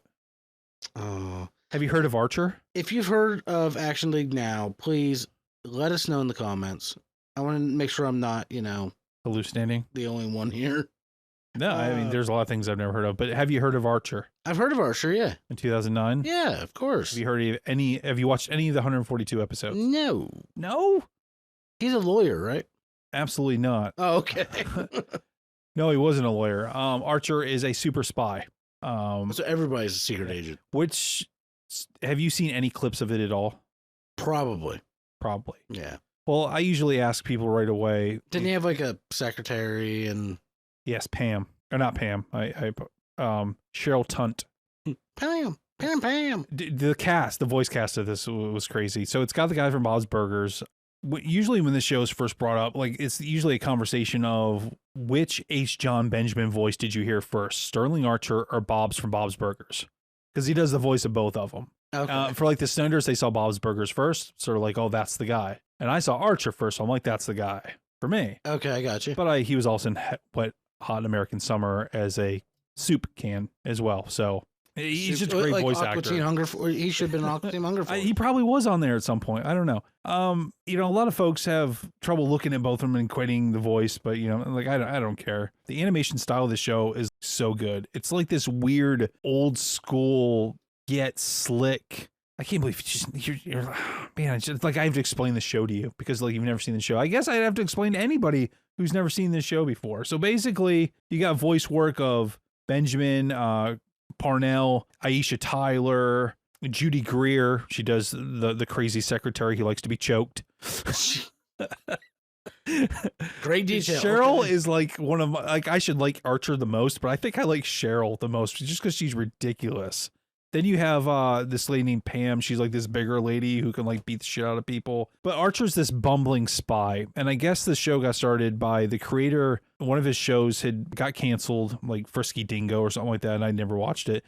But he went to Spain and he's at a table. He sees all these hot chicks and he's thinking to himself he should go talk to him, but he doesn't do it. And so that's how he came up with the character of Archer. He's like, Archer would have got up and went and talked to these hot girls and, it would have been great. So he's basically this bumbling spy who's obsessed with Burt Reynolds, he just never seems to get anything right. But it's been on for like a long time. Like I said, how many did I give the episode count? 142 episodes. And I think it's on its final season now, or just wrapped up its final season. 2023 is when it wrapped up. So it was on for like a long time. And in fact, Bob's Burgers, there's an episode. Have you ever seen the movie History of Violence with Viggo Mortensen? Yeah. So basically, becomes Bob, there's the same voice actor, right? So there's an episode of Bob's Burgers where it's like a History of Violence episode where he thinks he's like Archer. he thinks he's a super spy. Wow. Like it's cool that they winked at each other, acknowledging History of Violence. He was like a former mafia member, and yeah. Like, like it's just so cool that they did that. I recommend anybody likes spy stuff, sexual innuendos. I mean, there's swearing, there's drinking. He's always drinking. He's always got a glass of like scotch or something. He's got like the dude from Trailer Park Boys. He's like it's good adult humor. It's wacky, but it's not like over the top. Like it's over the top spy stuff, but it's not The Simpsons or Ren and Stimpy or something like that wild. Right. It's just things are exploding. It's just like a really fun James Bond, like a hilarious James Bond. There's this guy called Krieger. He's this so I might need to check mad scientist guy. Yeah, you got to check this out. Archer. I don't know why I never finished Archer. I got to like season 5. And I think other things happened in my life. I think I got a girlfriend. I think I met Emily. Guess what happened. But speaking of the guy who does Bob's Burgers, I have that next on the list. I don't watch Bob's Burgers. We have already discussed it. We've never seen it. But it's the big thing right now. Bob's Burgers is very big right now. It's a huge thing. The Snyders love it. And the rest of the world seems to love it too. What do you think about Bob's Burgers? All right. So Bob's Burgers, I gave it a fair shot. I watched the first episode. To me, that's a fair shot. From beginning to end? I think I've seen one episode beginning to end. Okay, the jokes landed okay. You could tell a lot of it was definitely forced. Like, yeah, it's a new show. They were really trying to make it stick. And what really got under my skin, the reason I couldn't stick with it and that I've never watched it again was the animation style. I didn't like that over exaggerated, ridiculous animation look. Everybody looks schlubby. Yeah, like Everybody. I didn't like it. And the whole first impressions are everything. Like visually, I was turned off by it almost right away. Interesting. No, I don't really care much for the animation style either. We'll get to it later, but that's the same reason it took me forever to finally watch Rick and Morty. I saw the animation style and thought, nah. I can agree with that. Yeah, I can definitely agree with that. So to all you Bob's Burgers fans out there, let us know how much you hate us. But let us know how much you hate us using a quote from Bob's Burgers. That way we won't understand the context. Yes. And then I'll have my friends translate so they can understand how I'm being made fun of. John will be reading them and be like, oh, man, no, that's not a good one. No. I mean, before this episode, though, I did watch some clips on YouTube. It was like the greatest moments of Bob's Burgers. I mean, I've seen random clips here and there on Reddit that are like, well, okay, that was funny. I might give it a fair, because I watched one full episode at a friend's house, but I've never sat down. I might try one day soon when I'm kind of bored, I guess. But I understand it, but I don't want it. It always felt like a put on the TV while you're doing something else type of show to me. Not a, oh, guys, it's Bob's Burgers, time. Yeah. I do understand by the clips I watched why it is an adult show. Oh, really? Some of the stuff that they say about, and I'm not going to use the word. I'm not going to say the word that we've said too many times this episode, but they do use the word molester in it. So, I mean, they talk about that and they make that into a whole joke about how somebody that...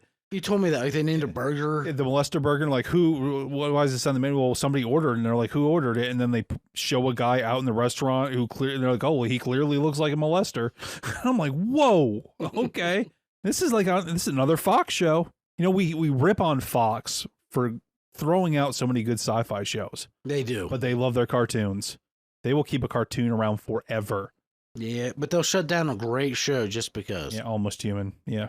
But let's move along. Let's get out of the 2000s and let's kick it on down the line to the 2010s. In 2013, what show do you think that came out in 2013 that has so far had about 71 episodes? What show do you think I'm talking about? Morty. Well, I mean, I have your notes. You're supposed to go with the bit, man. You're not even going with the bit here. Oh my God. Shit, I don't even know any other cartoons. Yeah, so Rick and Morty. Rick and Morty. So I feel like Rick and Morty falls into the same category as Family Guy for me. Like it was another one of those massive milestone events. Everybody knows Rick and Morty. Like everybody. Even John, who wouldn't watch something because it's popular, watched Rick. John will quote this show to me. Yeah, like that's true. They have seen, I don't know how many seasons are out specifically right now. 5, I think. Well, they've seen 7. At least 3 or 4 of them 3 times. Oh, wow. They have sat and rewatched the entire thing over and over and over. I mean, I've seen The Office 8 times now. I've watched it the whole way through. I mean, I like some things to rewatch. I can't do that for shows. I just started my 9th rewatch. I'm not going to lie.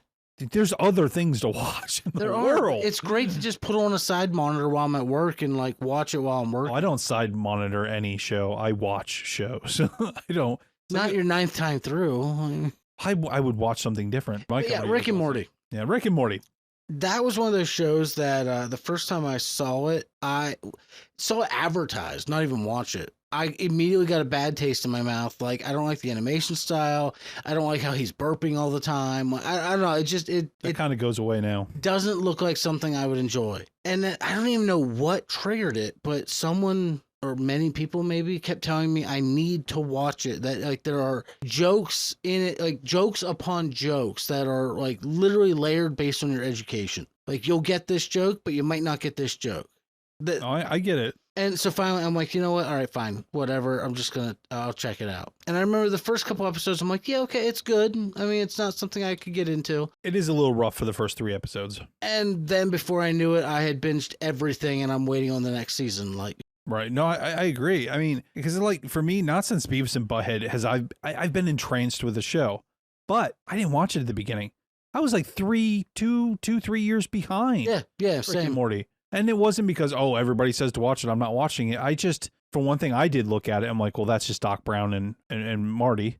Which I guess is roughly what it was based on. Yes, there was so this guy. Yeah, what did AI tell you it was based on? So Justin Rowland and Dan Harmon, the inception of the show can be traced back to a short film of a parody called The Real Animated Adventures of Doc and Marty, MHARTI. It was for a channel and it was nonprofit, and it was a homage to Back to the Future. And they eventually would morph into Rick and Morty. Their short caught the attention of Harmon, who was one of the co-founders of Channel 101. And Harmon Quest. I don't know what that is. Great show. Continue. Yeah. Eventually, it gets picked up on Adult Swim. And I didn't even know this was on Adult Swim. I had no idea. Yeah, it was a Family Guy. Yeah, apparently, I guess it was. I mean, I told you, I watched it years later. So I think I ended up with the season somewhere else and sat down with Emily. But so, yeah, it was based on, the old Back to the Future thing and morphed into something different. I think like 2 seasons were out before I even gave it a shot. Every part of the show is just crafted in gold, dude. Like it really is. I'm not sure if there's a cartoon out there that's more equally written with such sharp wit. I mean, Rick and Morty took over the bar that had been set by the Toons before and tossed it into the stratosphere, in my opinion. I mean, the character of Rick is just completely wild. Like Rick Sanchez, Pickle Rick. Well, and it was one of those shows that like you can watch a random episode and be like, okay, cool. But there's an overarching story to the whole thing. Yeah, there definitely is. And it's just, and like I said, quote. Oh, yeah.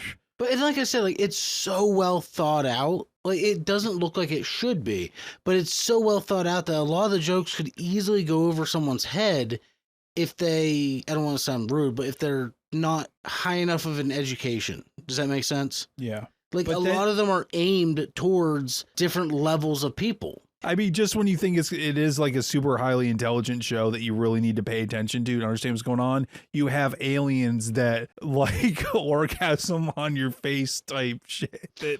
Or where they made fun of Total Recall the whole time with having the little extra person on your shoulder.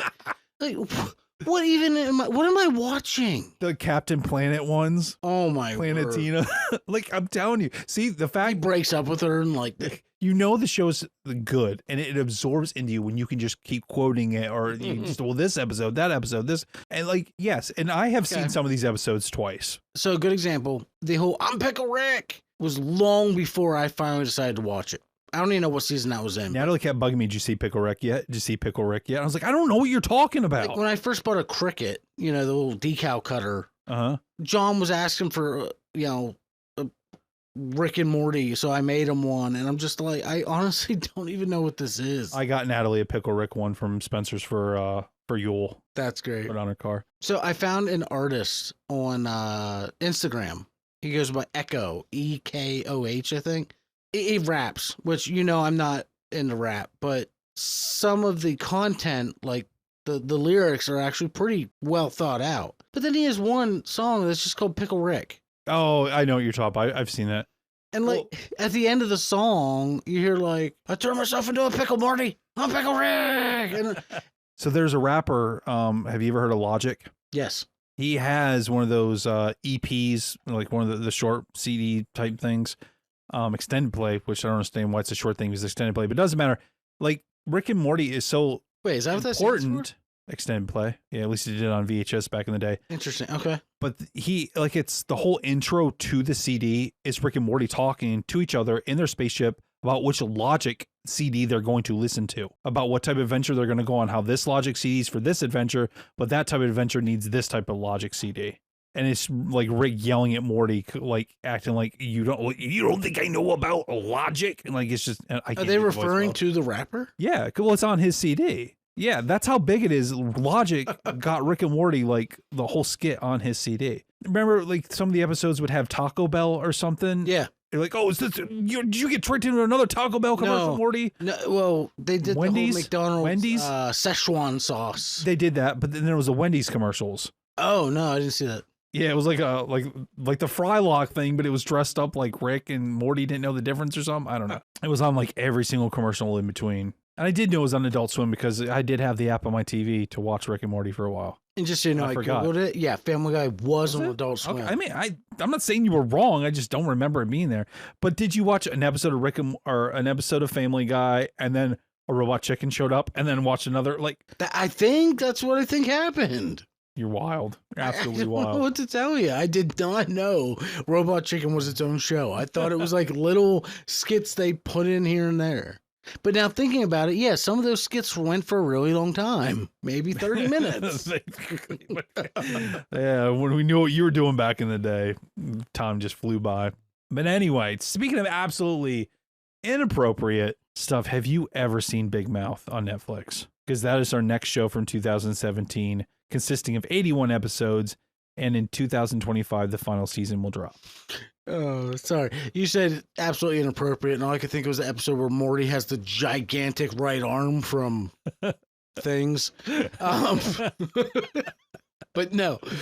So Big Mouth, wow. I remember watching the trailer on Netflix and thinking, what? Wow. Yeah, Emily and I watched the first episode. We just kept looking back and forth at each other, like, are they going there? I got like halfway into the first episode. I can't do this. No. Like, you're talking full-blown puberty, you're talking periods, you're talking like, no, I'm sorry. I can't do this. Yeah, it's a show, Nick Kroll. If I'm going to watch a show, especially a cartoon, I just want to be entertained. I don't want to be thinking about anything like... horny monsters? No. Yeah, so I guess Nick Kroll and his friend Goldberg, they come up with this because, and it's inspired on their real life experiences growing up as a kid. It's about, like you said, puberty. And the show is inappropriate in the way that it's about kids who are going through puberty, but they show them in sexual situations. Like the one kid is banging his pillow and the pillow talks. And then he cheats on the pillow with the couch cushion. And the guy that does the voice. See, maybe that's why it turned me off. He's been in so many things. Like, it's a show about kids and sex, and it shouldn't, you shouldn't watch it, but yet. Like, it's legitimately inappropriate. And that's kind of why I enjoy it, because it's not afraid to just talk about the puberty. It's not afraid to talk about things, but it's just so wrong. There's so many things that happen in the show that are just so wrong, but it's so fucking hilarious. I haven't watched a season in a little while, but man, I can tell you with fair confidence, I will not be looking this one up. I saw what I saw, and that was enough. Well, like I said, this show about mature cartoons. This show did get a spinoff called Human Resources. That basically, if I understand, is talking about the horny monsters. So these kids, when they start having these thoughts about sex, there's like these horny monsters that show up. It's like in their heads, but there's an actual... Instead of like having angels on your shoulders, like these monsters show up and he's like, oh yeah, you really want to fuck that pillow, don't you, boy? It's fucking crazy, dude. Wow. It's nuts. Nick Kroll, I love Nick Kroll's comedy. I do. He's good in the History of the World Part 3 or 2 that came out. It's just really good. But I recommend it to people who are not easily offended, because this can really offend a lot of people's sensibilities. So if you have a little bit of a backbone, get on Netflix and check this out. And if you want something that's a little bit less controversial, we can jump to the 20s and start talking about Star Trek Lower Decks. How about that? Yeah. 40 episodes. 10 more for season 5, which it did get canceled, but it is getting a wrap up season 5. Usually Star Trek shows get 5 seasons. That's like a benchmark. Some get like 7, but generally they're around 5. Interesting. And they're like, why is Star Trek on here? There's a Star Trek cartoon. Did they use the holodeck for other things? Oh, so this is the thing about this show. There's so many other fan cultures out there that poke fun at Star Trek all the time, like the holodeck or just what have you, just constantly poking fun. This show takes those jokes that people are cracking at it, and they go with those jokes. They understand those jokes exist, and they go, you know what? That is a stupid concept. You know what? That was a stupid episode. They bring things up that were ridiculous, that shouldn't have happened, and they joke about them, but yet it's still in the continuity of Star Trek. And they did do a crossover with Strange New Worlds where the cartoons got turned into actual like flesh and blood. So the characters of Did they use Mariner, the voice actors? Yes, the voice actors show up. That's great. Yeah, and then they get spent, and at the end of the episode, spoilers, get sent back to their cartoon universe. But there's a lot of F-bombs that get bleeped out. They talk about sex, and they talk about... it's called Lower Decks because it's about the crew on the lower decks. This isn't about the captain and the first officer. This is about the people that are doing the grunt work. The nitty gritty of it. And the people that screw up their first missions, their first away missions and things. And it's just, it has that adult orientation to it that makes you laugh at the dumb shit that sci-fi is about. But you have to have a certain, you don't have to have a certain intelligence, but to really understand it, I guess you do. It's a different thing for Star Trek. When I heard they were doing another animated show, I was like, I don't know, man. Like that one from way back in the day was kind of not good, but this is just, it's funny. It's just funny. All Star Trek fans, I know I've already watched this because if you are a Star Trek fan, you know about Lower Decks. But if somebody goes, oh, Star Trek's just boring and it's not fun, watch Lower Decks because it's hilarious. It is legit hilarious. There's one episode where they have to go to a planet, set up booths to try to get people to join Starfleet, and nobody will come to the Starfleet booth. They're going to all these other fun booths to do all these other cool things, and like it's just trying to get, it's dumb. It's just dumb shit, and I love it. So it's like the logistics side that you never think about. Yeah. Like, what would really... See, that's something that I could totally watch. Like I told you, I watched the original Star Trek series. I think most of it. And then I never really got into it. I mean, I was never a big Star Wars fan. I like it, but I was never a huge, like, diehard fan. But Star Trek, something about it just always intrigued me. Like, I don't know, it almost felt, this is going to sound ridiculous, but more realistic than Star Wars. Well, I think Star Trek, and a lot of scientists and people have come up with new innovations.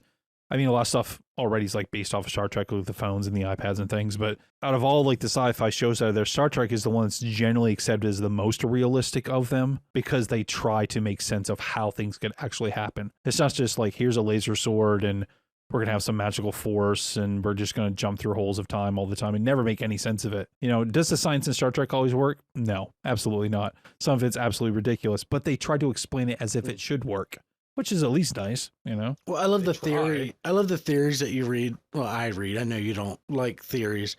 That like that the teleporter is literally killing you and then like constructing a new you somewhere else. So that that's a valid theory. Like That's out there, man. So that basically like Captain Kirk has died in every episode because he uses that damn teleporter. That means Bones has probably died the least because he doesn't like to use it as much. Because he knows how it works. Right. He knows. He's a doctor. I'm a doctor, damn it.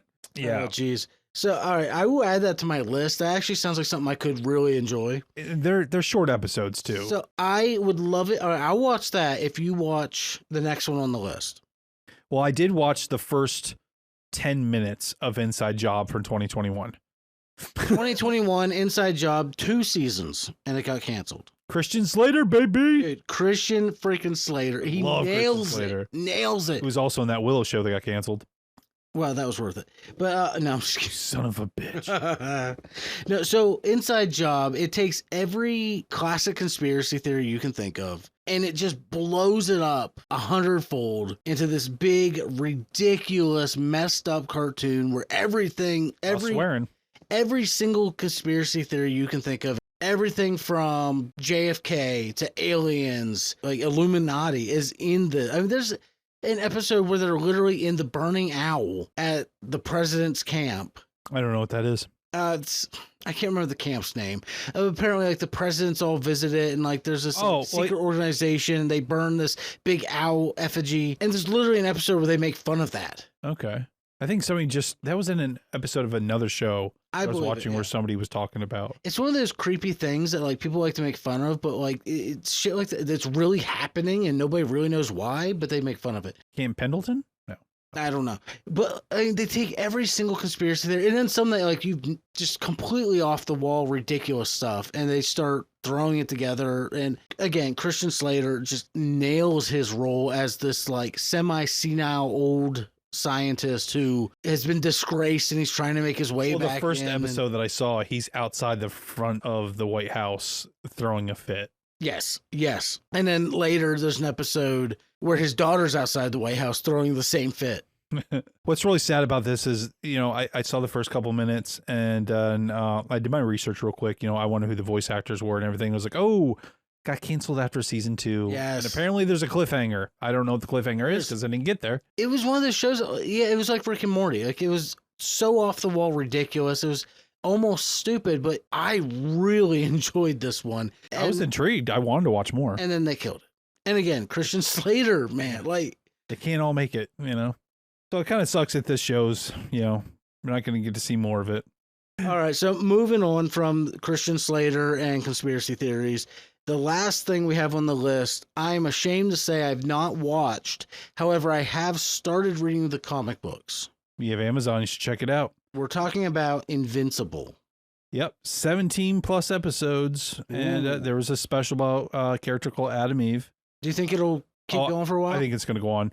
Kirkman, who did The Walking Dead, is doing this. Oh, okay. Yeah, well, he did the comic book of The Walking Dead and the comic book of Invincible. Came out in 2021. It's basically a show about a boy who has superpowers because of his father, and his father's name is Omni-Man, who is pretty much the Superman on their planet, but there's a lot more to it than that. I don't want to spoil this show for anybody other than that it's bloody, it's gory. If you like The Boys, if you like Gen V and those type of antics, but want an animated style with less boobs but a lot of sexual innuendos, check out Invincible. Well, isn't Omni-Man kind of like Superman meets Homelander? In a way, yeah. Okay. Throw in a little bit of Goku while you're at it. I do want to check that one out. I really do. Yeah, the comics are pretty cool as well, but the cartoon, there's a guy in there who is voiced by Walton Goggins, because this is the era of Goggins. I'm telling you, this guy's everywhere right now. That's awesome. The Sandra Oh, J.K. Simmons, Stephen Yeun, just Seth Rogen, like everybody's up in this piece. Wow. Yeah, so many good actors. Mark Hamill is in the first season. Like, why not, right? Luke Skywalker, also known as the Joker. Yeah, the one dude who does the one guy who does the voice of the kid who has a love affair with a pillow and a cushion. He was also in The League. He does a voice in this as well as the character Rex Splode. Jeez. Yes. And he plays that wacky asshole, like that really fucking just doesn't care about things. It's very good. It's violent, but there is heart to it, and there's a story of what heroism is and what it isn't. But it's just a fun thrill ride. I think it represents fake heroes well and villains well. It does everything well. I think the writing is very sharp, and I think it helps that Kirkman wrote the book, and this is more of a condensed version of what the comic book is. They are going, I guess, run by season, you know what I mean? Like season 1 is this run, and you know there's like a Guardians of the Globe, which is like a JLA thing in there. Like it's like I said, the boys, like how would you react if you have powers and you had to face a villain, or, you know? But it's just awesome, and it's very adult. Like this isn't for kids for sure. It's on Amazon Prime. I definitely recommend this show to anybody.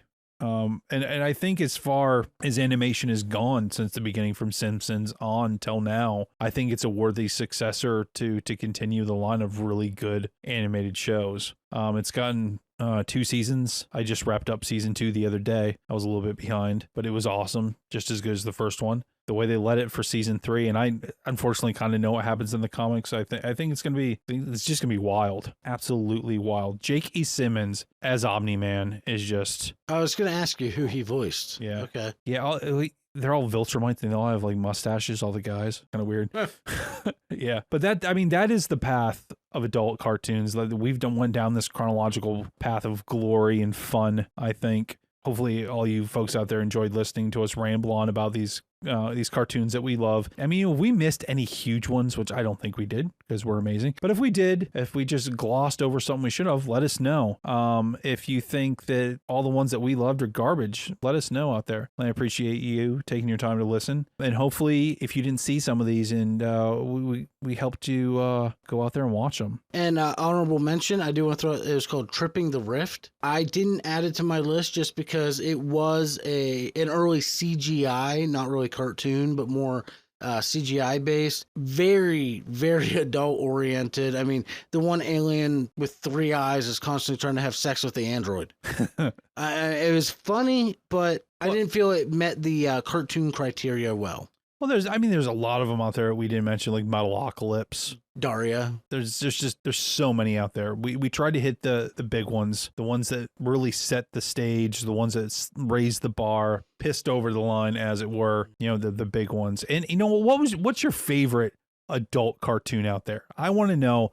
Let us know, what is your favorite adult cartoon? What's that that raunchy, just like dirty show that you're like, man, I can't get enough of that. Is it Rick and Morty? Is it Futurama? Like, let me know. What's your favorite? Of these right here that we named today? Probably Beavis and Butthead, man. I love Beavis and Butthead. It's just so good.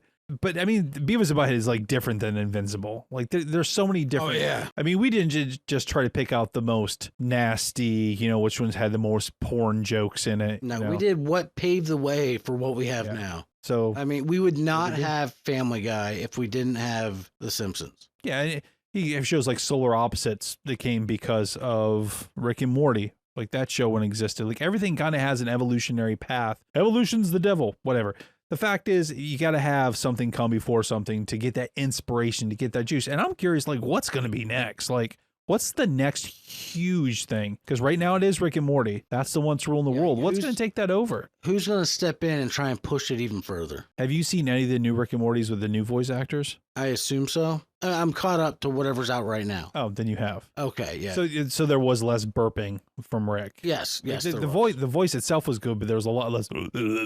Yeah. But I'm very curious what's going to be next. Oh yeah. Please, if we missed anything, throw it in the comments on YouTube. Throw it down below. If you're listening on Spotify, iTunes, any of those, just jump over to treeofgeek.com. Shoot us a line from the Contact Us form. But correct me if I'm wrong. I do believe that this episode has reached its end. I think so. I think we've reached the natural conclusion. We hope you enjoyed it, and perhaps you agree, perhaps you disagree with our opinions. Either way, like I said, drop us a line, let us know your thoughts. If you did enjoy it, please don't forget to like and subscribe to the Tree of Geek wherever you're listening to your podcasts. Again, it could be Spotify, YouTube, iHeartRadio, iTunes, whatever. If there's a like button, please smash it. If there's a thumbs up, hit it. You just press it lightly. Give us you don't have to smash. Just press it lightly. Yeah, if there's a thumbs up, I want you to give us the finger. Let's get a Dane Cook super finger up in here. There we go.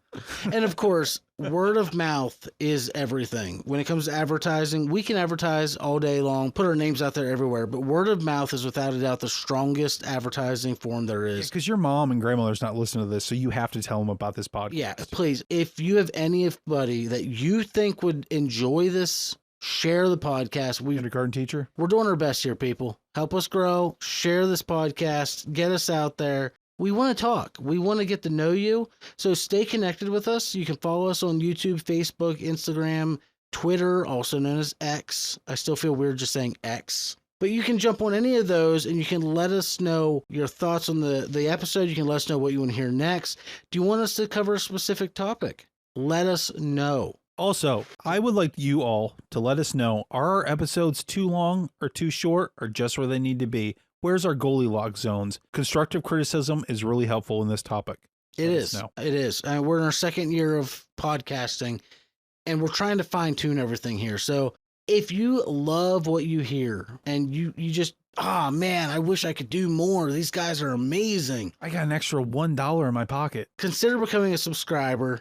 You can go to patreon.com/treeofgeek. Sign up to our Patreon for only $5 a month. Our Patreon members get early access to all upcoming content. We post at least a week or two early about the upcoming episodes. Normally, you see it the day before on Instagram, or you'll get a hint a couple days before. No, we flat out tell you, hey, here's what's coming. You get a chance to participate in surveys and give your opinion on upcoming shows, topics, etc. You get a shout out at the end of every episode. That's right, every episode. And so much more to come. We've already been experimenting and looking at video. We want to maybe get some out there for Patreon so you can see the clusterfuck that is our recording process. Oh, dude, there's a lot of goodies in there, man. There's a lot of bottles. A lot of bottles around the room right now, too.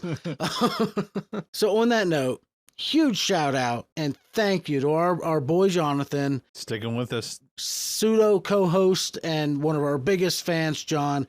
Thank you so much for always being there for us, man. And for the user unconfined you for becoming our first Patreon paid subscriber. Thank you so much for believing in us. It truly warms my heart. It could be the whiskey too, but something's warming my heart right now. Let me take over here real quick before we end. Just one last thing. If anybody's sticking around here, do yourself a favor. Do me a favor. Do your parents a favor. Go talk to your mother. Tell her you love her. Mother's Day's right around the corner for us at this time. It'll be in the past for you time. I'm just letting you know, my mother passed recently. Mothers and parents are important. Sometimes we don't like them. Sometimes they get on our nerves. But just take a quick minute. Just let them know that you do care and that you do appreciate that what they have done for you. Because, I mean, your mothers have done things for you. Tell them you love them. And that's all I got. Yes. Thank you for being here with us in the Tree of Geek this week. Until next time, this is Josh from the Tree of Geek saying take care, everybody. And for one last time, a jugga, a jugga, a jugga. The fuck was that? That's my tutu.